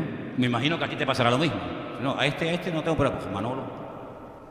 Bueno, todos somos así, mijo. ¿Qué quieres tener? Pero esto es un taller. Esto es un taller donde venimos a aprender los unos de los otros. Y a veces mis defectos, quien mejor los ve eres tú, no los veo yo. Es como cuando yo me casé, yo pensé que era perfecto. Cuando me casé me di cuenta de que no tenía nada de perfecto. Pero la persona que pone Dios a tu lado, ¿quién va a ser? La persona que te va a decir, oye, esto y aquello, ¿para qué? Para ayudarte. Es que me está humillando, es que a lo mejor necesitas que te humillen. A lo mejor necesitas que te bajen un poquito los humos, ¿eh? O a lo mejor necesitas un poquito de estímulo, yo qué sé. Pero el Señor va a poner a tu lado a la persona idónea para que crezcamos, porque nos necesitamos los unos a los otros. ¿Cuántos dicen amén? Quiero ya... 9 iban en una, 9 iban en otra. Yo había pedido que un hermano de los que vinieran el grupo me ayudara para conducir la otra furgoneta, pero pedí que fuera un conductor espabilado, porque en Israel no se pueden ustedes imaginar cómo se conduce. Allí es la ley del más fuerte. Esto se conduce como locos. Te pueden adelantar por la derecha, por la izquierda, por arriba, por abajo, por donde menos te lo imagines. Sobre todo en Jerusalén la conducción es de locos. Pero bueno, uno ha vivido en algunos países que se conduce igual o peor, y entonces ya uno, digamos, que está preparado para todas esas historias. El hermano que nos acompañó, un matrimonio, no, todavía no, un matrimonio que vino desde Bilbao, hermano Gregorio y su esposa. Él nos ayudó con la conducción de la otra furgoneta y la verdad es que en ningún momento nos perdimos, siempre iba pegadito a mí y damos gracias al Señor que todo fue muy bien. También me alegró mucho ver que vinieron 4 hermanos de la Iglesia de Esperanza. Vino un pastor de la Iglesia de Esperanza, Abraham, su esposa Paula y sus suegros. Y fue también muy bonito, ¿no?, poder encontrarnos con estos 4 hermanos de Galicia, que bueno, los conocemos hace muchísimos años. Y el pastor que venía, que junto con Walter y otro hermano más también llevan la iglesia allí en Cangas, en Galicia, pues él es profesor del seminario de la escuela bíblica y él estaba enseñando últimamente geografía bíblica. Y le digo, si enseñas geografía bíblica, sí o sí tienes que ir a Israel, porque si no estás enseñando geografía bíblica desde la teoría. Y la verdad es que estando allí puedes ver las ciudades, puedes ver las distancias, los sitios. Y yo siempre he dicho que para aprender geografía lo mejor es estar en el sitio, ¿sabes? Y ellos disfrutaron muchísimo. Allí en el aeropuerto tuvimos que esperar un par de horas largas a nuestra hermana Marina y a la hermana Karen, que es una de las hermanas que se congrega en la iglesia que tenemos en Llagostera, en la península. Y allí estuvimos esperando un buen rato, no salían y decíamos, Señor, ¿habrá pasado algo? Pero bueno, gracias al Señor llegaron. Y claro, nosotros generalmente cogemos vuelos económicos y tuvimos que hacer escala en Estambul, que nos dejó sorprendido. El nuevo aeropuerto que tiene esa gente en Turquía es impresionante. Yo creo que es uno de los aeropuertos más bonitos que he visto en mi vida y créanme que conozco unos cuantos. El aeropuerto de Estambul, de la parte europea, saben que Turquía es un país que une Asia y Europa. Es un país enorme, más de 85 millones de habitantes, de religión musulmana, y es interesante porque en el avión te dan información sobre Turquía y aparecen imágenes de Éfeso, de Esmirna, de Tiatira, de Pérgamo, de la Odisea, de Sardis, porque todas esas iglesias del libro del Apocalipsis estaban allí, en lo que hoy en día es Turquía, y la verdad es que es un país inmenso, precioso, y tienen dos aeropuertos, uno en la parte, digamos, de Asia, y el nuevo aeropuerto de la parte europea es realmente espectacular, ¿no? Allí estuvimos unas horas, y de ahí ya fuimos a Tel Aviv. En Tel Aviv, esperando a estas dos hermanas que por fin, gracias al Señor, pudieron llegar. De ahí nos dirigimos a la casa. Mucho tráfico, como siempre. Israel cada vez tiene más tráfico, están constantemente construyendo carreteras y autopistas nuevas, pero aún así hay muchísimo tráfico. Llegamos a la casa, desayunamos, descansamos un poquito y ya automáticamente comenzamos a caminar. Elena tiene un programita y otros hermanos también tenían un programita de lo que caminábamos cada día, y en total, en esos días que estuvimos allí, caminar, 75 kilómetros a pie, aparte de lo que hicimos en coche. Eso divídanlo ustedes entre cada día y se van a dar cuenta que allí se camina. Pero es la única manera de poder conocer los lugares bíblicos, porque Jerusalén ha crecido muchísimo, enorme, es una ciudad muy grande, pero la Jerusalén antigua está dentro de las murallas, y lo bíblico, como el estanque de Betesda, en fin, el sepulcro y otras cosas, están dentro de la ciudad antigua, y para poder ver todos sus lugares pues hay que caminar mucho. Había muchísimo turismo, era pleno Ramadán, y eso en cierto sentido nos perjudicó, porque ellos, los árabes, ni comen, y yo digo ni dejan comer, porque nosotros solemos comer en restaurantes árabes que se come muy bien y suelen ser más económicos, pero no servían comida a nadie. Y claro, nos coincidió, por ejemplo, el Shabbat, el día de reposo en Israel, en Jerusalén, y claro, estaba cerrado toda la parte judía y toda la parte árabe. Así que uno tiene que tener una memoria tremenda para saber que aquí hoy no se puede, pero allí sí se puede, y por esta calle no puedes entrar, y tampoco puedes entrar por la otra, pero puedes entrar por aquella, porque hay 4 barrios, el judío, el armenio, el árabe y el judío, y en fin, varios barrios. Y bueno, gracias al Señor pues pudimos encontrar sitios donde comer, y bueno, gracias al Señor en ese sentido no hubo ningún problema. Tuvimos una experiencia muy bonita, y queremos pedir oración a la iglesia, porque estábamos en una iglesia que se llama así, la iglesia de los Santiagos. Dicen los armenios, hermanos, los armenios es un pueblo muy interesante. Si ustedes pueden leer la historia de esta gente, es muy, muy interesante. Ellos sufrieron un genocidio de más de 1,5 millones de armenios que mataron, y es un pueblo muy sufrido, y ellos presumen de ser el primer pueblo de la historia que aceptó el cristianismo antes del Imperio Romano.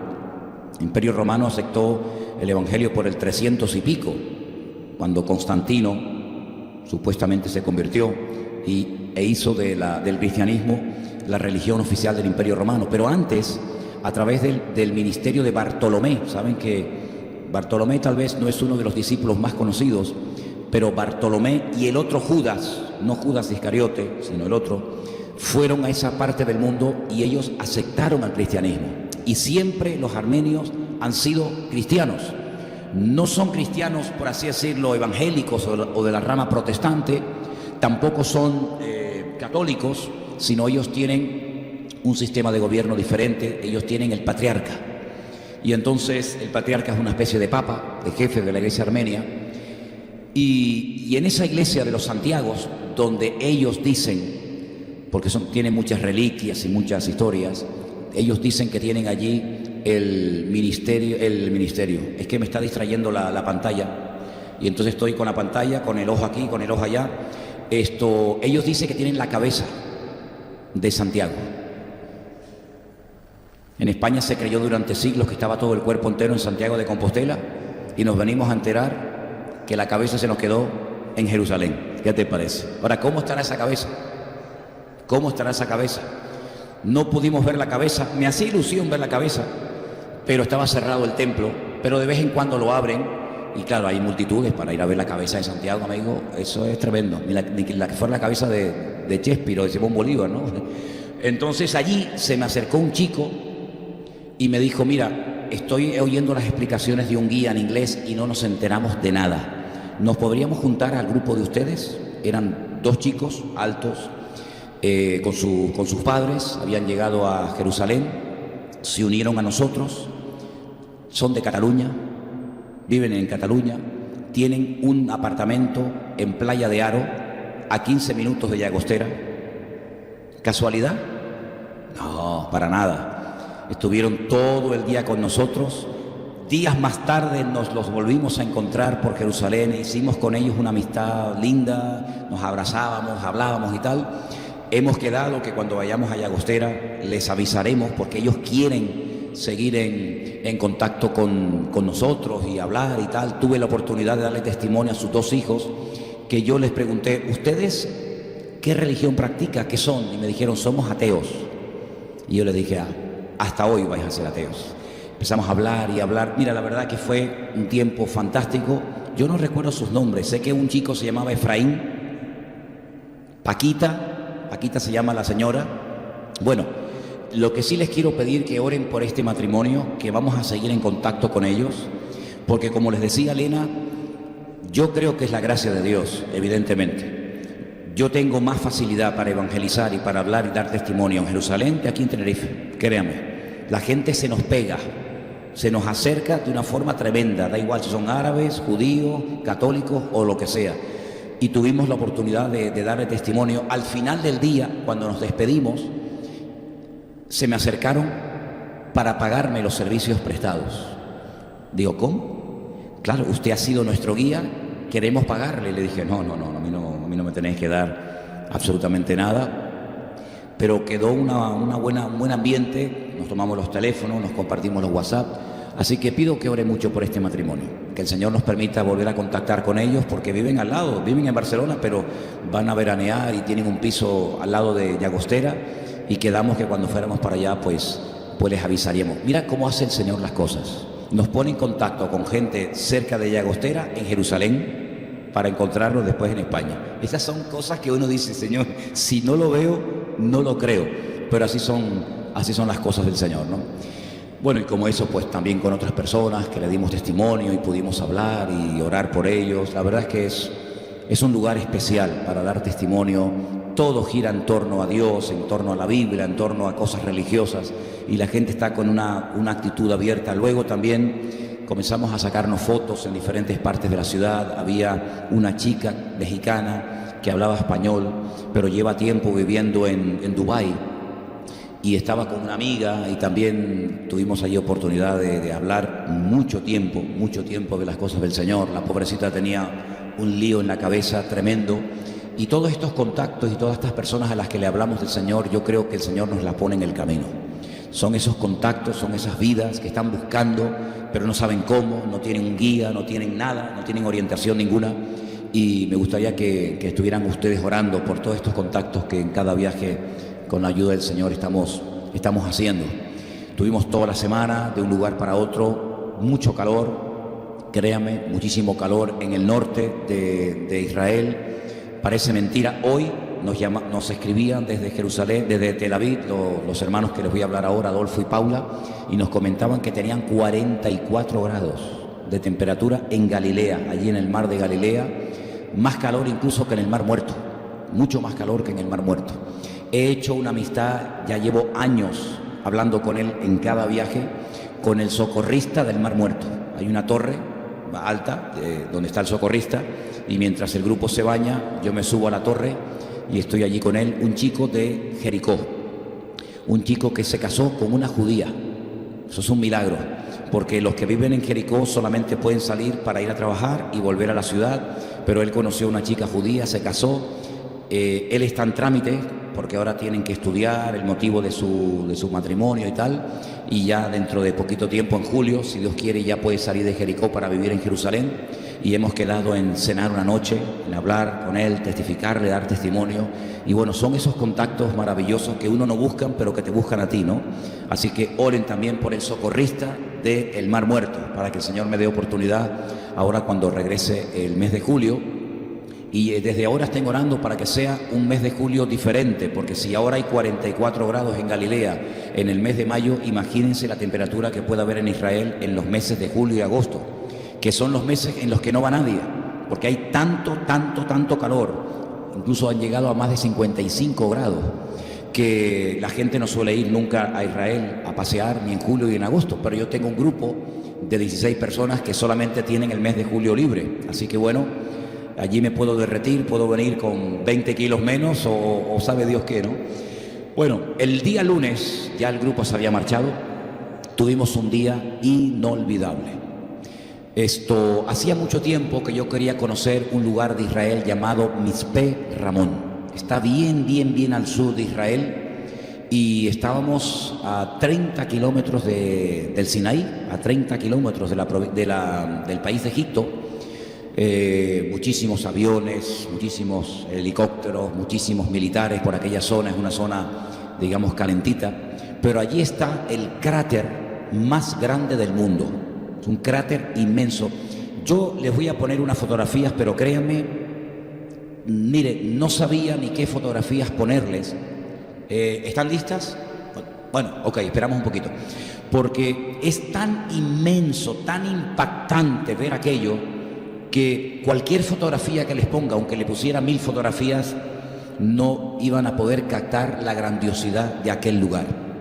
Ahí hay una pequeña población de unos 5400 habitantes.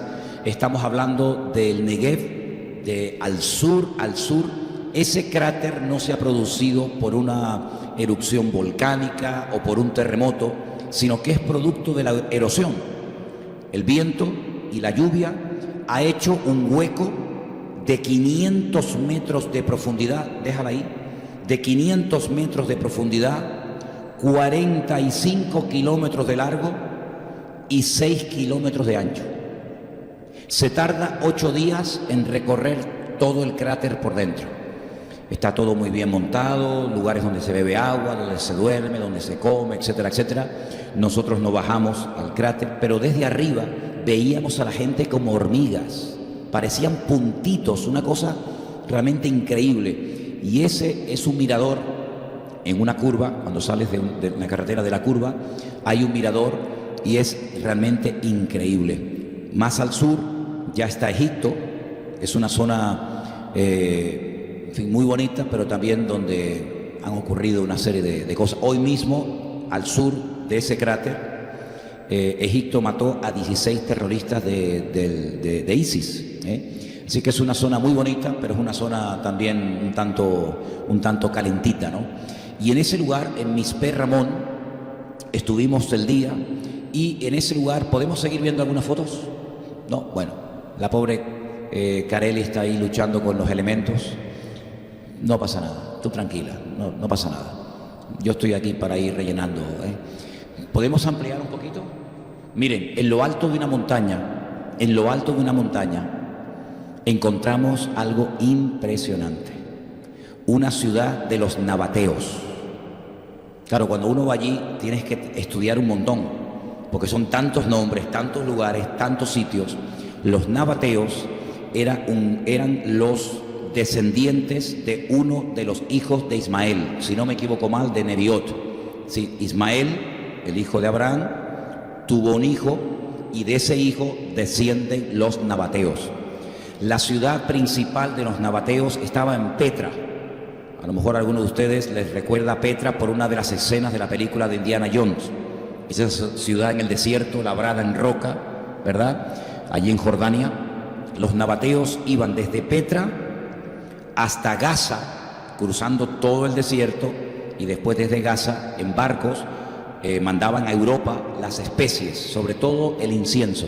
Más de 2.400 kilómetros. ¿Qué les parece?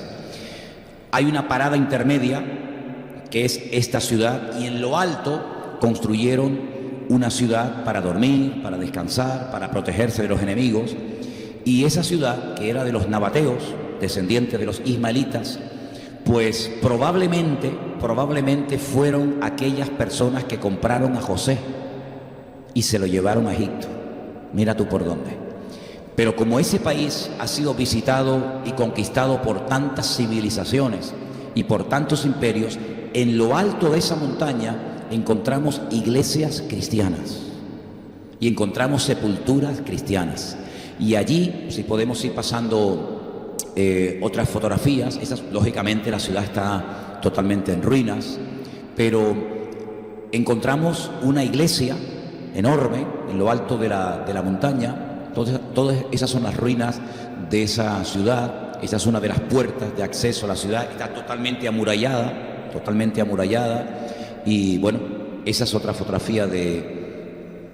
Miren, eso que tienen ahí a la izquierda, voy a coger el micro porque no veo bien la imagen. Esa fortaleza que tienen ahí a la izquierda es un centro de visitantes donde te explican pues todo lo que puedes ver y quién vivió allí, y todo eso que ven a la derecha es un valle.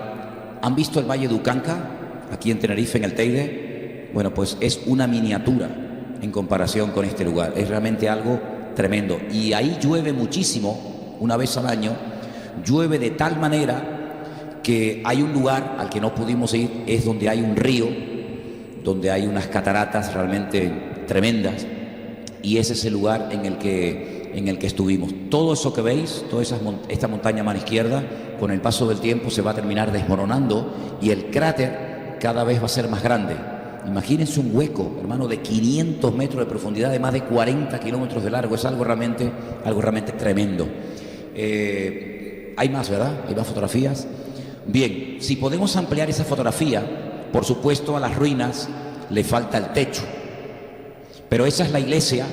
Y al final han puesto como una especie de púlpito, porque esa era la iglesia que hermanos nuestros en Cristo hace muchísimo tiempo atrás, hace siglos atrás, era el lugar donde se congregaban, era el lugar donde hacían los cultos, para que vean ustedes cómo los cristianos también en Israel fueron dejando durante siglos la marca, la marca de su presencia, ¿verdad? ¿Hay alguna más? Tenemos, ahí tenemos otra fotografía de este valle inmenso. Recuerden, pueden verlo en Google, Mitzpe Ramón. Es un sitio realmente tremendo. Parece que no, yo pensaba que nos íbamos a morir de calor, pero en ese lugar, en invierno, hay temperaturas bajo cero. Y llega a nevar, en ese lugar nieva. De hecho, en ningún momento tuvimos calor porque corre una brisa que es como un ventilador gigante, y en ningún momento tuvimos calor. De hecho, nos dijeron que en verano es el mejor lugar para estar. Y ahí nieva, y esa idea que tenemos de que en el desierto se pasa mucho calor, que efectivamente es así, pero por la noche se llega a temperaturas bajo cero durante todo el mes de febrero prácticamente. Así que el desierto tiene los dos extremos, o mucha temperatura durante el día o mucho frío durante la noche. Creo que ya no hay ninguna más, me parece. De todas maneras, mientras estaba preparando las fotografías que le quería mostrar en esta tarde, por muchas fotografías que veamos, no vais a poder apreciar la grandeza y al mismo tiempo la belleza de ese lugar. Ese hueco, ese cráter que parece seco y sin vida, allí hay una pantera típica del desierto, hay lobos, hay cabras montesas, hay una fauna impresionante, una riqueza de vida tremenda, ¿no? Y yo tenía hace años el deseo de poder visitar ese lugar que queda muy, muy al sur. Y el lunes pasamos todo el día con nuestros hermanos Adolfo, con Paula. El niño no fue, ¿no? Me parece que no. No, fuimos los cuatro y pasamos un día realmente extraordinario con nuestros hermanos. Estos hermanos son colombianos, llevan ya años viviendo en Tel Aviv, en Israel. Ellos no se están congregando en ninguna congregación. Ellos siempre han dicho y considerado que nosotros somos su iglesia, que nosotros somos sus pastores, y estábamos orando para que sus dos hijas pudieran venir al campamento de verano. Y hasta ayer por la noche estuvimos hablando y buscando y preguntando por aquí y por allá. Como el campamento de jóvenes es en agosto, son los billetes más caros de todo el año. Entonces, oren para que el Señor haga un milagro y puedan venir las 2 niñas en agosto, o, como hablábamos hoy, lo más probable es que vengan los 5, la familia entera, en septiembre. Entonces me gustaría que pudiéramos orar por ellos. Ellos están muy agradecidos. Ellos llevan años escuchando y viendo los cultos que hacemos aquí. Conocen los nombres y los testimonios de la mayoría de ustedes por lo que han oído, por lo que han escuchado en las predicaciones. Son unos hermanos que viven en la ciudad de Tel Aviv. Hermanos, estuvimos en Tel Aviv 2 días. Hermanos, créanme, qué ciudad tan corrupta, moralmente hablando. Es una ciudad de homosexualidad, de lesbianismo, pero a la máxima potencia.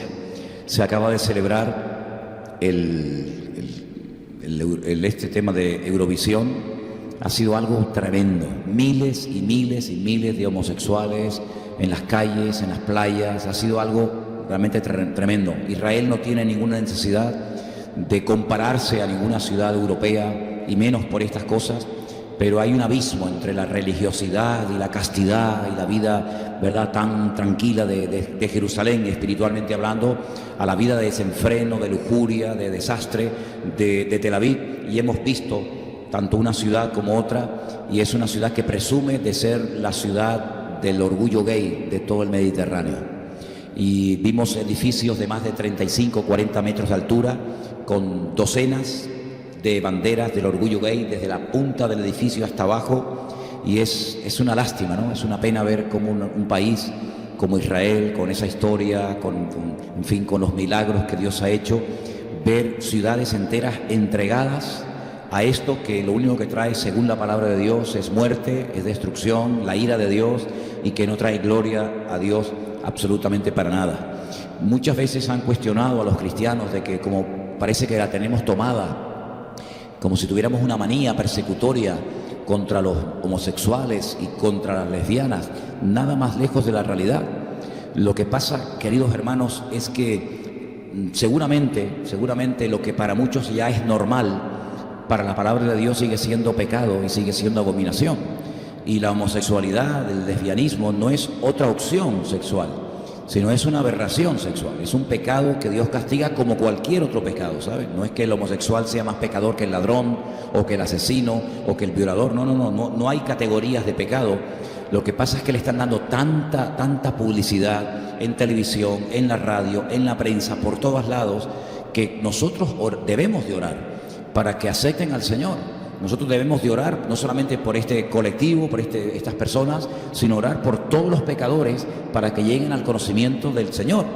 Y no vamos a aceptar nunca como normal, pues ni ese pecado ni otro, aunque la sociedad lo vea normal, aunque en los programas de televisión y en las tertulias y en las películas y en las series de televisión se vea normal, hombres con hombres, mujeres con mujeres, etcétera. Delante del Señor jamás nosotros podemos aceptar lo que Dios no acepta como si fuera algo normal, sino más bien todo lo contrario. Romanos capítulo 1, sería muy bueno que ustedes leyeran hoy ese capítulo de la Biblia. Romanos capítulo 1 nos dice que hay personas que le han dado abierta y descaradamente la espalda a Dios, y como le han dado descaradamente la espalda a Dios y han rechazado el conocimiento de Dios, pues dice la Biblia que Dios como que los ha entregado, como ha dicho, bueno, eso es lo que quieren, a eso es lo que tendrán. Pero la Biblia nos enseña que hay pecados que reciben en el propio cuerpo, no solamente a nivel espiritual y psicológico, sino también a nivel físico, la retribución de su pecado. Y sabemos perfectamente que Dios no tolera estas barbaridades. Pero la ciudad de Tel Aviv, una de las ciudades más grandes y bonitas, importantes de Jerusalén, está totalmente entregada a este tema, y es una pena que hayamos podido ver esto con nuestros propios ojos. Yo he tenido una experiencia de ir paseando por las calles y homosexuales acercarse a mí y ofrecerse para todo tipo de servicios. Sí, es una ciudad que ha perdido la vergüenza, es una ciudad que ha perdido el descaro. Durante 2 años, la marcha del orgullo gay, que para mí ni es orgullo, no puede ser un orgullo, la han querido hacer y la han logrado hacer nada más y nada menos que en la ciudad santa de Jerusalén. Toda una provocación, todo una vergüenza, ¿no? Ya este año creo que ya no lo iban a hacer más, pero oremos porque estamos viviendo tiempos tremendamente peligrosos. Yo voy a leer dentro de un rato en segunda de Timoteo, el capítulo 3, capítulo que por cierto se llama El carácter de los hombres en los últimos tiempos, y empieza diciéndonos que los tiempos finales serán tiempos peligrosos. Yo no sé si ustedes son conscientes o sienten o ven lo mismo que yo, pero yo lo que veo es que el mundo está a punto de reventar en 1000 pedazos. Hay como una especie de calma tensa, pero el mundo ya no da más, ya no da más. Ni en lo político, ni en lo económico, ni en lo religioso, ni en lo espiritual. Hermano, es un ataque directo. Yo creo que el diablo, como sabe que le queda poco tiempo, porque lo sabe perfectamente, a veces tiene más conciencia de los tiempos finales que los mismos cristianos. El diablo sabe que le queda poco tiempo y él va a poner todo en marcha para que la maldad se multiplique de una manera brutal, brutal. Uno puede decir, bueno, siempre ha habido pecado, es verdad, siempre ha habido pecado, pero hablando con el hermano Adolfo, me decía, ¿sabes que en el Imperio Romano, que era un imperio depravado, un imperio terrible, que se autodestruyó a sí mismo por su inmoralidad, como otros imperios, ¿sabes que estaba prohibido el matrimonio entre hombres y entre mujeres? ¿Qué te parece? Hombres con hombres y mujeres con mujeres, ¿sabes que estaba prohibido en el Imperio Romano? Sí, hemos superado en maldad a todos los imperios que nos han precedido a lo largo de la historia. Ya hemos superado la maldad de los romanos, de los griegos, de los babilónicos, etcétera, etcétera. Es decir, Sodoma y Gomorra se nos ha quedado pequeña. Sodoma y Gomorra, queridos hermanos, eran sitios puntuales, pero hoy en día hay Sodomas y Gomorras por todas partes. Y bueno, nosotros estamos viviendo en estos tiempos, nosotros somos la generación X. Sí, yo soy de la generación X. ¿A qué llaman generación X? Llaman generación X a los que nacimos en un mundo completamente diferente al que estamos viviendo hoy en día. Me explico. Yo soy de la década de los años 60. Cuando yo nací, durante muchísimos años, no existían muchas de las cosas que para nosotros hoy en día, y sobre todo para los niños y para muchos jóvenes que nacieron hace 15 o 20 años como mucho, han sido normales. Por ejemplo, hoy cualquier niño te maneja una tablet y te maneja un móvil a la perfección. Podría preguntarle a Vanessa, podría preguntarle a Irly, podría preguntarle a Patricia, podría preguntarle a muchos de ustedes que sois padres de niños pequeños. Bueno, ahora tú has sido padre recientemente. Esos niños ya nacieron con una tablet en la mano. Antiguamente se le daba a los niños el chupete, no sé cómo lo llaman a lo mejor por ahí, en Cuba, ¿cómo le llaman en Cuba el chupete? ¿Cómo? No, el biberón es para tomar la leche, la chupa. Espera, hábleme uno solo. Tero. Tete. El tete. Oye, nunca te acostarás sin aprender algo nuevo. El tete. En Argentina, la chupa. Chupete. En Venezuela, chupón. En Ecuador, chupón. Bueno, eso ya está pasado de moda. Al niño cuando lloraba se le daba el tete, el chupón, la chupa, y se callaba. Creo que les conté que recientemente vi pasar por el frente de la iglesia una señora con un niño que venía desde la esquina con una gritería que yo pensé que el niño estaba poseído. Terrible. No solamente por los gritos que pegaba, los alaridos, era una especie de Drácula, de hombre lobo y algo así.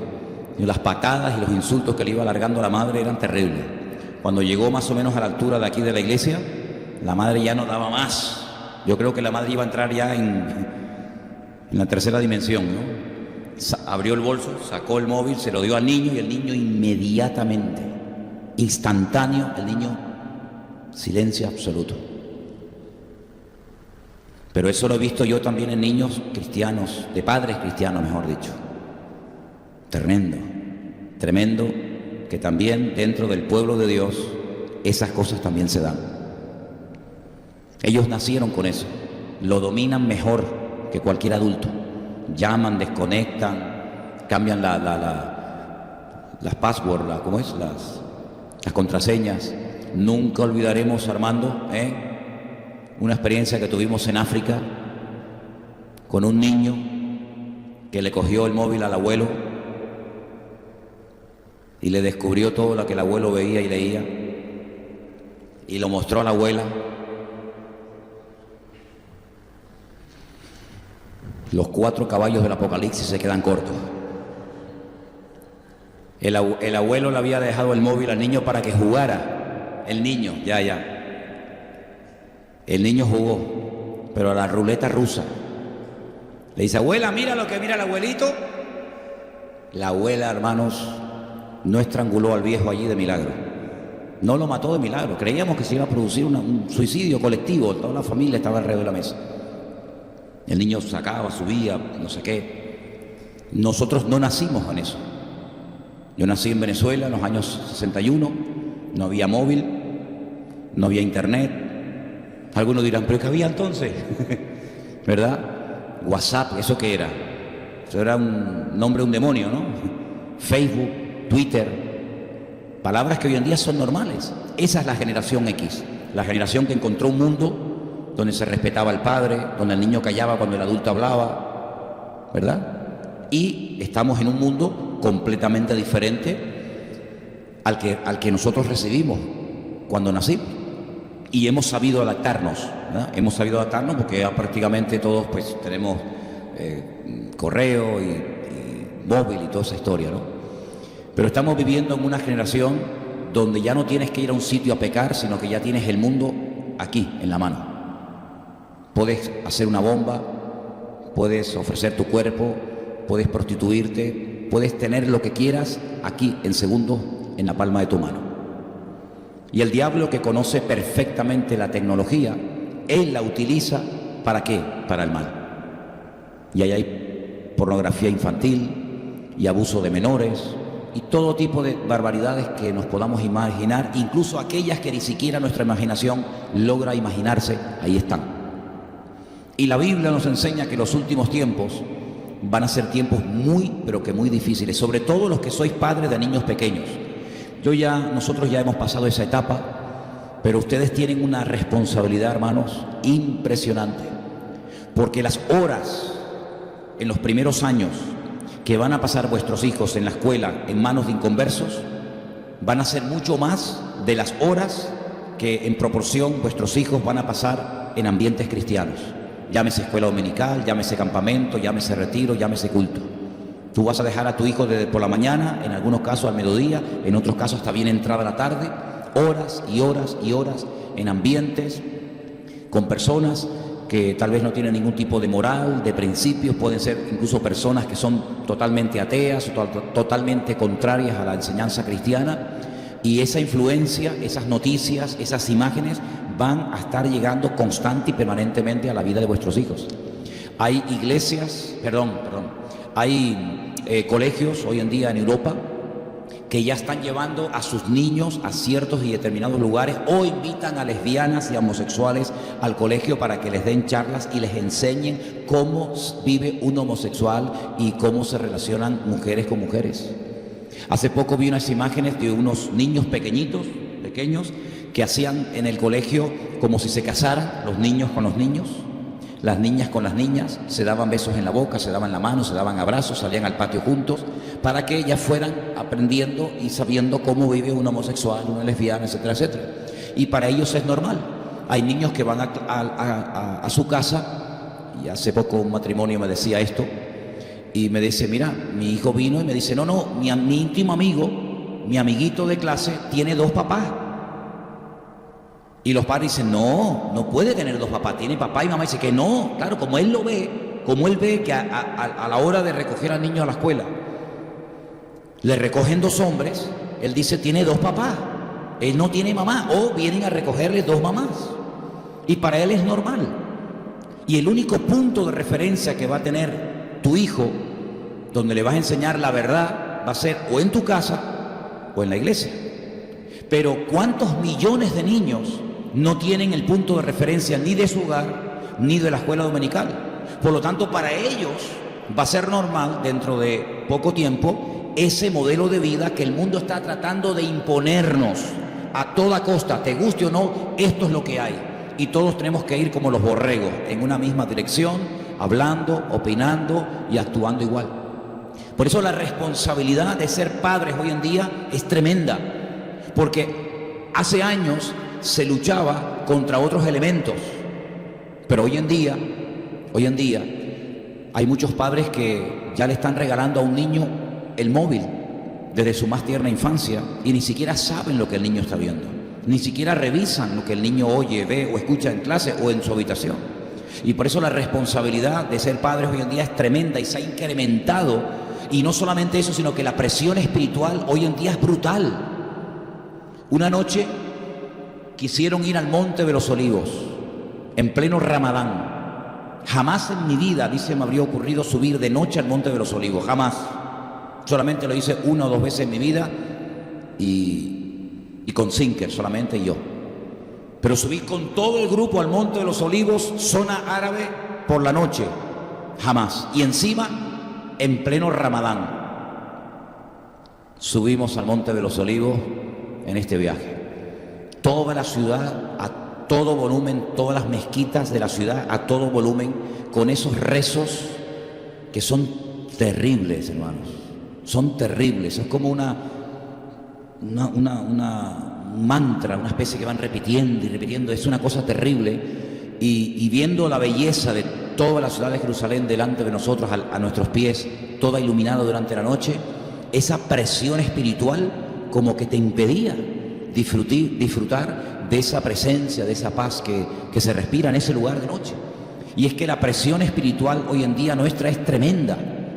Tenemos la presión, por un lado, de los musulmanes, tenemos la presión del orgullo gay, tenemos tantas y tantas presiones sobre nuestras cabezas, pero yo quiero decirles que todo esto es la señal, una de las señales de los últimos tiempos. Yo no sé cómo hubiéramos sido nosotros como cristianos en el siglo I, no lo sé. La mayoría de los cristianos en el siglo I morían crucificados, quemados, torturados, devorados por las fieras en el circo romano. Yo no sé cómo hubiera sido mi vida como pastor en el siglo I, no lo sé, probablemente hubiera muerto como un mártir más. Era normal, lo normal era que los cristianos en aquellos siglos murieran quemados o torturados por la fe. El Señor no permitió que naciéramos en aquella época. No sé cómo hubiera sido nuestro cristianismo en la Segunda Guerra Mundial. Si hubiéramos nacido en Alemania, en Polonia, en Ucrania, no sé cómo hubiera sido nuestra iglesia, nuestro ministerio, nuestra familia en aquellos tiempos. No sé cómo hubiéramos vivido nuestro cristianismo en la Edad Media, esa edad oscura, tenebrosa, ¿verdad? O en pleno renacimiento en Europa, no lo sé. Pero yo lo que sí sé es que el Señor permitió que estuviéramos aquí, hoy, en el siglo XXI. El siglo XXI es el siglo más cerca de la venida del Señor. Es el siglo más cercano a las profecías bíblicas. Y ya hace 2000 años el apóstol Pablo escribió esto y dijo: tienes que saber esto, Timoteo. Fíjate lo que le dice: tienes que saber esto, que en los postreros días vendrán tiempos peligrosos. Esto lo escribió Pablo en el siglo I. Antes de que terminara el primer siglo ya se había escrito esto.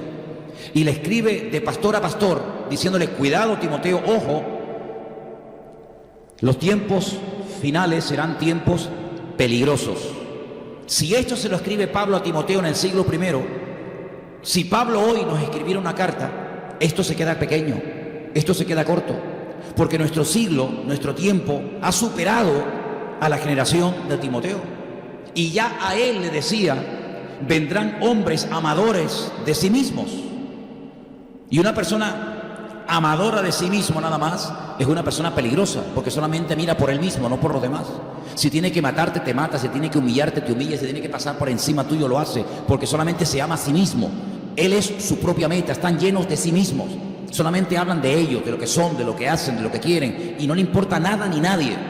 Y es una de las características de los seres humanos de los últimos tiempos. Gente que no va a mirar por nadie, sino por ellos mismos, y basta, y punto. avaros,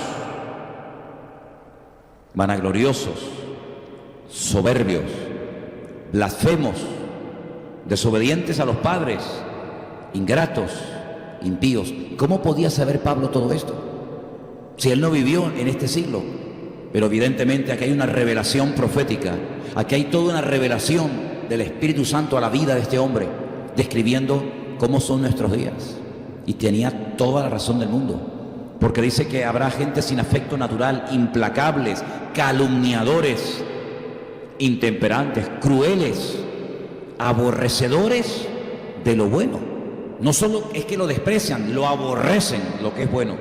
Traidores, impetuosos, infatuados, amadores de los deleites más que de Dios. Tendrán apariencia de piedad, parecerán mosquitas muertas, buenos, santurrones, apariencia, pero ojo, pero negarán la eficacia de ella. Dice la Biblia, a esta gente hay que evitarlos. No te rodees de gente así. No te rodees, no tengas amistad, no tengas íntima relación con gente así, que cumplan estas características. Todo lo contrario. Porque estos son los que se meten en las casas. Bueno, hoy en día esta gente se mete en nuestras casas. Dice, ¿cómo?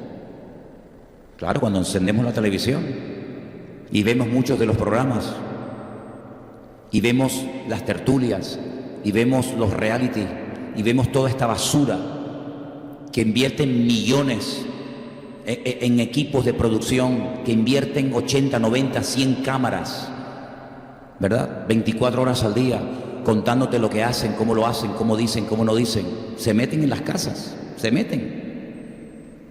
Llevan cautivas a las mujercillas cargadas de pecados, arrastradas por diversas concupiscencias, que están siempre aprendiendo y nunca llegan al conocimiento de la verdad. Claro.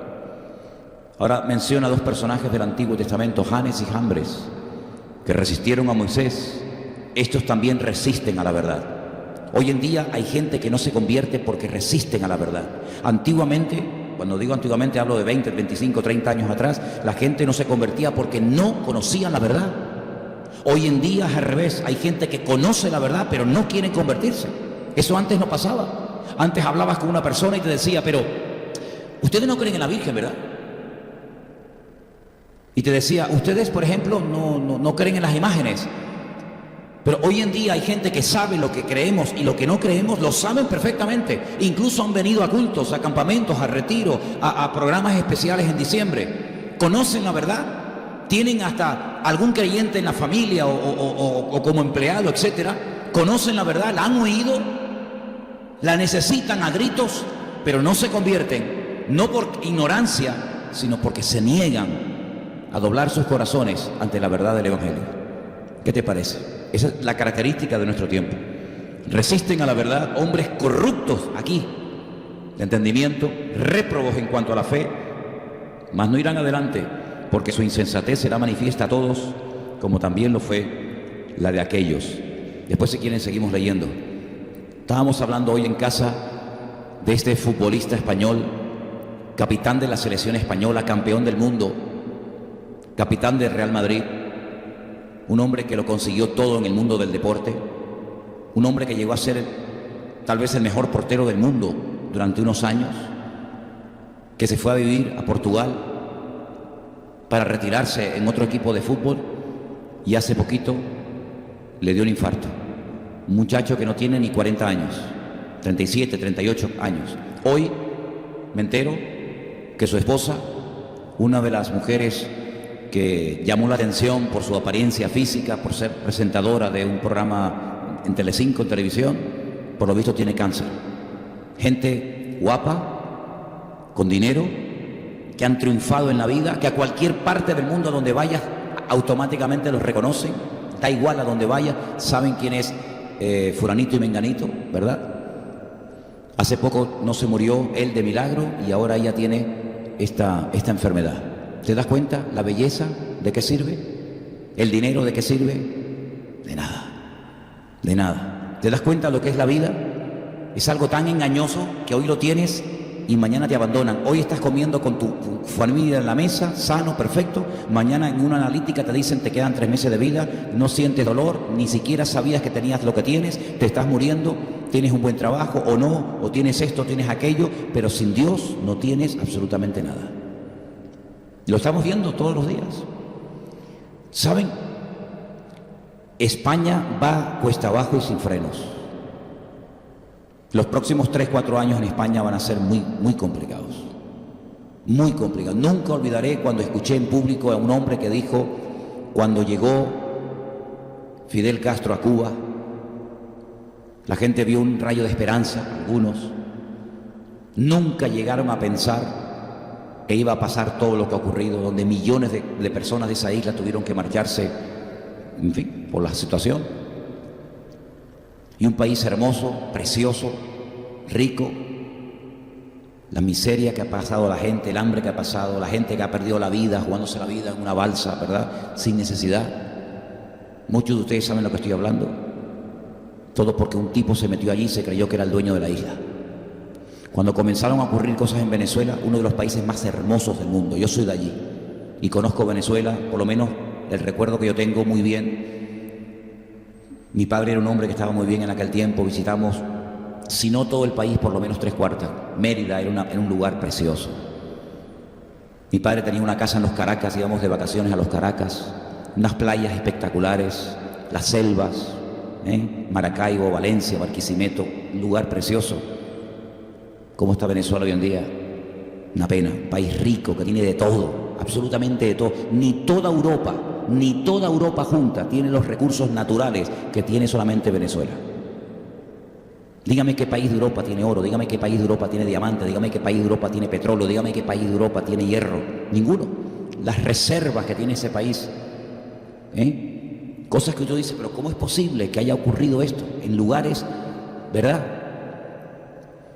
Y yo tengo ese temor de que este país ha perdido el norte, de que este país no se da cuenta de que cuando se le da la espalda descaradamente a Dios y se abren a cosas que lo único que han traído es ruina y destrucción, las consecuencias pueden ser terribles. Por eso yo creo que como nunca antes tenemos que estar bien, pero bien cerca de Dios. Ya no es tiempo de tonterías, ya no es tiempo de estar saltando del tingo al tango, ya no es tiempo de estar con tonterías, esto no me gusta, esto no sé qué, aquí no me hablan, aquí sí me hablan, aquí el pastor me dijo hola, aquí el pastor no me dijo nada. Mire, usted no viene aquí por mí, ni yo estoy aquí por usted. Yo estoy aquí porque Dios me puso. Y usted está aquí porque creo que Dios le puso. Y si Dios no le puso aquí, probablemente se notará y usted dejará de venir. Porque el que a Dios ha puesto aquí, aquí se queda. Y el que Dios no ha puesto aquí, aquí no aguanta. Y yo he aguantado aquí 18 años de mi vida porque Dios me puso aquí. Porque si fuera por mí, yo me hubiera ido hace ya capaz que 7, 8, 10 años atrás. Porque es así, es la pura realidad. Pero ¿sabe qué, queridos hermanos? Hemos llegado a un punto en el que tenemos que orar como nunca antes por España. Porque España está en un callejón sin salida. España está en una situación como empezaron a tontear en Venezuela, como empezaron a tontear en otras naciones, y mira las consecuencias y mira cómo han llegado. Entonces yo cuando voy por las calles, hoy me pasó otra vez y me está pasando últimamente mucho, veo a la gente que va, corre para acá, corre para allá, el autobús, el tranvía, los jóvenes con la guagua, el otro para el trabajo, y yo digo, es como si hubieran robotizado, como si hubieran anestesiado a la gente, y tú dices, Dios mío, es como si la gente fuera a caer al abismo y no se dan cuenta. Con tal de llegar a fin de mes, con tal de pagar la casita, el coche, el móvil, con tal de tener la ropita, la nevera, no sé qué, parece como que se conforman y no se dan cuenta, de que esto se va, esto se acaba, hermanos. Y claro, cuando oyen hablar los pastores o a los predicadores de estos temas y de estas cosas, no, es que son catastrofistas, son gente negativa, gente que quiere asustar y manipular a la gente metiéndole miedo en el cuerpo. No, es lo que dice la Biblia. La Biblia nos enseña que la vida es corta, estamos de paso. Vamos a cumplir, Elena y yo, este año 58 años. Y yo digo, Dios mío, ¿dónde se me han ido? ¿Dónde se me han ido? Porque yo, la verdad es que ni me he dado cuenta. Dentro de 2 años, sesentones. Y yo digo, pero mi madre, 60 años voy a tener yo dentro de 2 años. Pero si 2 años hacen así, y se nos fueron. Y claro, como yo sigo fuerte y hermoso y todo eso, pues no me he dado cuenta. Y con pelo. Yo siempre le dije al Señor, Señor, no me hagas calvo, Señor. Lo dije, no me da vergüenza decirlo. Me acuerdo que una vez en una iglesia, perdóneme hermano, parece que cada vez hay más, no sé lo que pasa aquí dentro. Yo le dije al Señor una vez en Argentina, en el año 90, en una iglesia, no sé por qué se me ocurrió, saben que a veces me voy del tema y después vuelvo y tal. Le dije al Señor, Señor, no me haga calvo, Señor. No me haga calvo, Señor. Yo no quiero ser calvo como mi padre era calvo. Y bueno, gracias al Señor ahí estoy, me mantengo. Pero ¿sabe qué? Con calvo o con pelo o sin pelo, lo importante, hermanos, es darnos cuenta de que la vida se nos pasa volando. Y yo tengo más ganas de servir al Señor que nunca. Y veo que me van a faltar 100 vidas para poder hacer lo que quiero. Quiero estar en Llagostera, quiero levantar esa iglesia, quiero estar aquí. Quiero apoyar a Marcos allí, quiero ver a Anderson de pastor con su esposa a tiempo completo, sirviendo al Señor, no trabajando más para el mundo, sino 100% para el Señor. Quiero ver a gente de aquí que tienen un potencial tremendo sirviendo al Señor. Pienso en Santi, pienso en Geray, pienso en Elan, pienso en Edison, pienso en Adrián, pienso en Jorge. Tantos hermanos que podrían ser mucho más de lo que son hoy en día. Pienso en Israel. Cada vez que voy a Israel me dice Adolfo, eres el único judío que no vive en Israel. Así me dice, ¿qué haces tú allí? Me dice.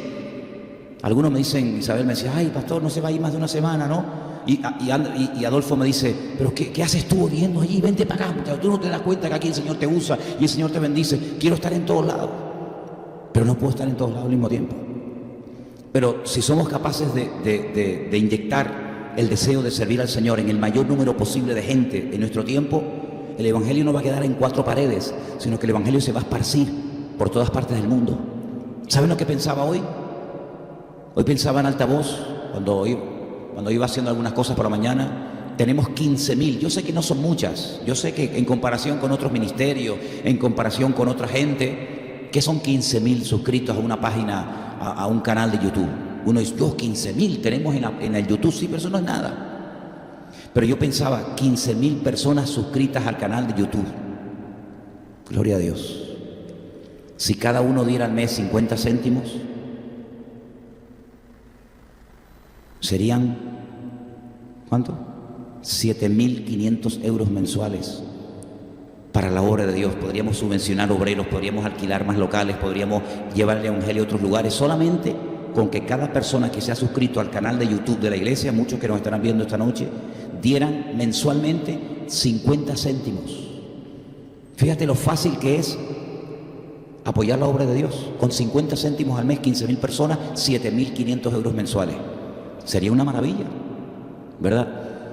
¿Cuántas cosas se podrían hacer teniendo más recursos, teniendo más obreros? ¿Lo dije bien o metí la pata? Sí, porque 15.000 a 1 euro son 15.000 euros, la mitad. ¿725 qué? Perdón. Bueno, si los 15.000 dieran 1 euro cada uno, serían 15.000 euros, ¿no? Así que, queridos hermanos, es tiempo de ponernos las pilas. Es tiempo de orar, de buscar de Dios. Háblele a todo el que se le ponga por delante de Cristo, con ganas o sin ganas, a tiempo o fuera de tiempo. Quiero decir solamente algo. Uno dice, Señor, ¿cómo es posible que haya gente que se meta en sitios tan raros, en sectas tan extrañas? Porque se cumple algo que es profético. Tendrán comezón de oír. La gente tiene comezón de oír, es picazón de oído, tiene ganas de oír. Pero claro, ¿a quién oye? Al que le habla. Viene el payaso de turno y lo escuchan. Viene el de la secta tal y lo escuchan. Si hablaran más los cristianos, más gente tendría la posibilidad de cambiar de vida y de nacer de nuevo. A veces una palabra basta para que una persona que va a salir a la calle a dar un paseo para entretenerse un poco, hace una palabra que se detenga y te escuche media hora. Nos ha pasado. Salió una persona por la calle y decir, ¿qué? ¿Vas de paseo? Sí. Es que estoy un poco tristón, pero mira, tú sabes que Dios te ama, tú sabes que queremos orar por ti. Y ya con esa palabra basta para que se quede una persona que salía para dar una vuelta por la ciudad para coger un poco de aire, porque estaba agobiado en su casa con todos los problemas que le vienen encima.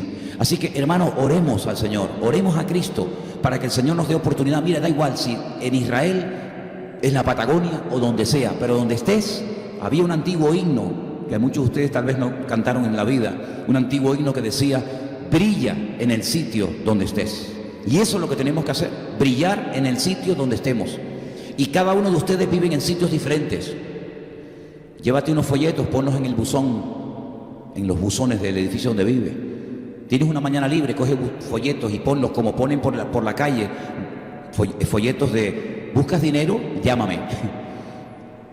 Y en los parabrisas de los coches, a veces los santeros vienen por aquí, yo después voy detrás de ellos y se los quito todos. Pero a veces ponen papeles en los buzones, en los parabrisas de los coches. Pongamos nosotros folletos de Cristo. Hablemos de la palabra del Señor. Es un privilegio el que tenemos de conocer la verdad. Y la verdad es Cristo. Y si estamos en Cristo y tenemos la verdad, tenemos la obligación de compartirla. Y tenemos la obligación de hablarle a todo el mundo del Señor. ¿Cuántos dicen amén? Y termino diciendo algo. Padres que tienen niños pequeños en la escuela, oren cada día antes de salir de casa, que Dios proteja, que Dios ayude a ese niño y a esa niña, que salga con la bendición de Dios, que venga con la bendición de Dios. Mira lo que están enseñándole en clase, lee los libros que le están dando, y en el momento en el que estén enseñándole algo antibíblico, algo que no glorifica al Señor, algo que sea una auténtica barbaridad, siéntate con él, explícale, mira, eso no es así. Nosotros somos cristianos, creemos en esto, en aquello. Háblale, porque si tú no le hablas como papá y como mamá, probablemente nadie lo haga. La iglesia es un refuerzo, solamente eso, un refuerzo una vez a la semana de lo que los niños tienen que aprender con papá y mamá cada día en la casa. La iglesia no va a educarte, la iglesia no va a hacerte a tu niño cristiano, la iglesia no va a hacer que tu niño sea bueno, sino que la iglesia lo que va a reforzar lo que ya ellos están oyendo y aprendiendo y viendo del ejemplo de su padre y su madre cada día. Y si en conjunto, en unidad trabajamos, el Señor puede hacer maravillas en esos niños, porque esos niños están bajo una influencia que tú y yo no tuvimos, una influencia tremenda, donde íbamos a clase y nuestros padres nos dejaban allí sabiendo que no íbamos a oír cosas raras, ni a ver cosas extrañas. Pero esos niños que hoy en día corretean por la iglesia, esos niños están viendo y oyendo cosas que a veces hasta llegar a una cierta edad nosotros ni oímos ni vimos. Tú imagínate, hermano.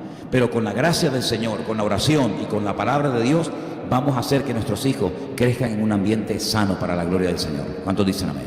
Vamos a orar. Cierra tus ojos ahí donde estás. Cierra tus ojos y dile: Señor, ayúdame. Ayúdame, Señor. Ayúdame en estos tiempos difíciles y peligrosos en los cuales estamos viviendo. Muéstrame, Señor, el camino. Dedícale tiempo a los más cercanos a explicarles el Evangelio para que nunca digan: yo no sabía, no me contaron, no me explicaron. No, hermanos. Tú no tienes que convertir a nadie. Tú no tienes que convertir ni a papá, ni a mamá, ni al marido, ni a la esposa. No, tú tienes que hablarles y el Señor hará el resto. Tú tienes que sembrar la semilla, abonarla, regarla, cuidarla, pero el que da el crecimiento es el Señor. Háblele de Cristo a la gente. Siembre fe en la gente, en los corazones. Dígale: miren, yo estoy hoy aquí hablándole a usted, no por casualidad. Yo soy el instrumento que hoy Dios está utilizando para hablarle a usted.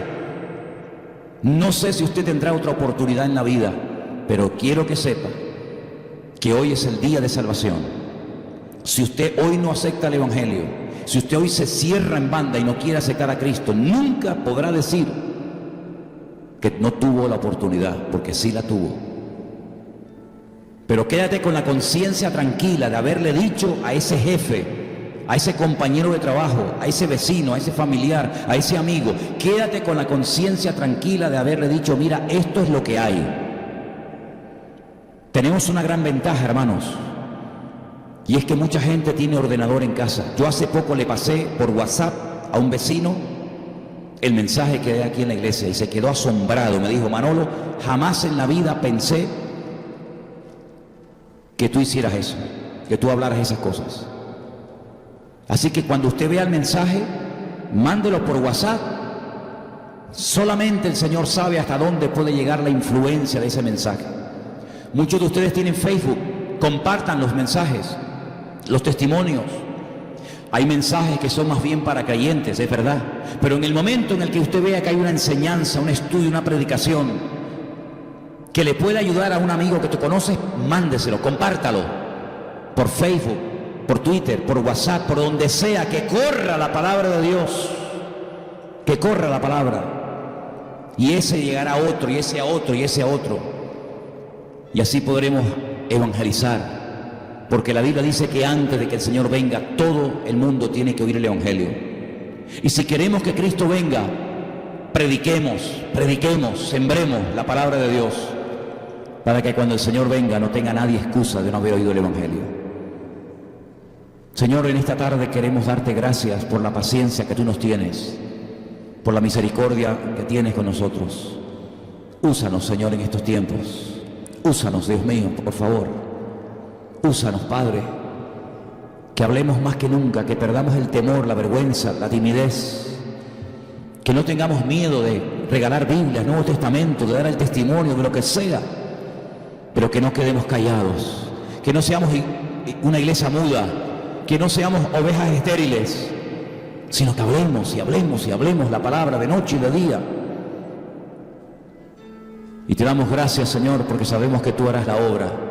Y cuanto más sembremos, aunque sea con lágrimas, más cosecharemos para la gloria del Señor. Guarda a los niños de la iglesia, Padre. Dale sabiduría a sus padres para que los cuiden, para que los bendigan cada día, cada semana. Oren por sus hijos individualmente, para que puedan ser niños criados en el temor y en el respeto a Dios y a su bendita palabra. Guárdanos del maligno, guárdanos de la hora de prueba que ha de recorrer todas las naciones de la tierra, Señor. Oramos por nuestros hermanos en Israel, oramos por nuestro hermano Adolfo, por Paula, por sus hijas. Señor, bendecimos a todos nuestros hermanos en Llagostera, bendecimos la obra en Llagostera, Señor, bendecimos la obra en el puerto de la Cruz, nuestro hermano Marcos y Loli.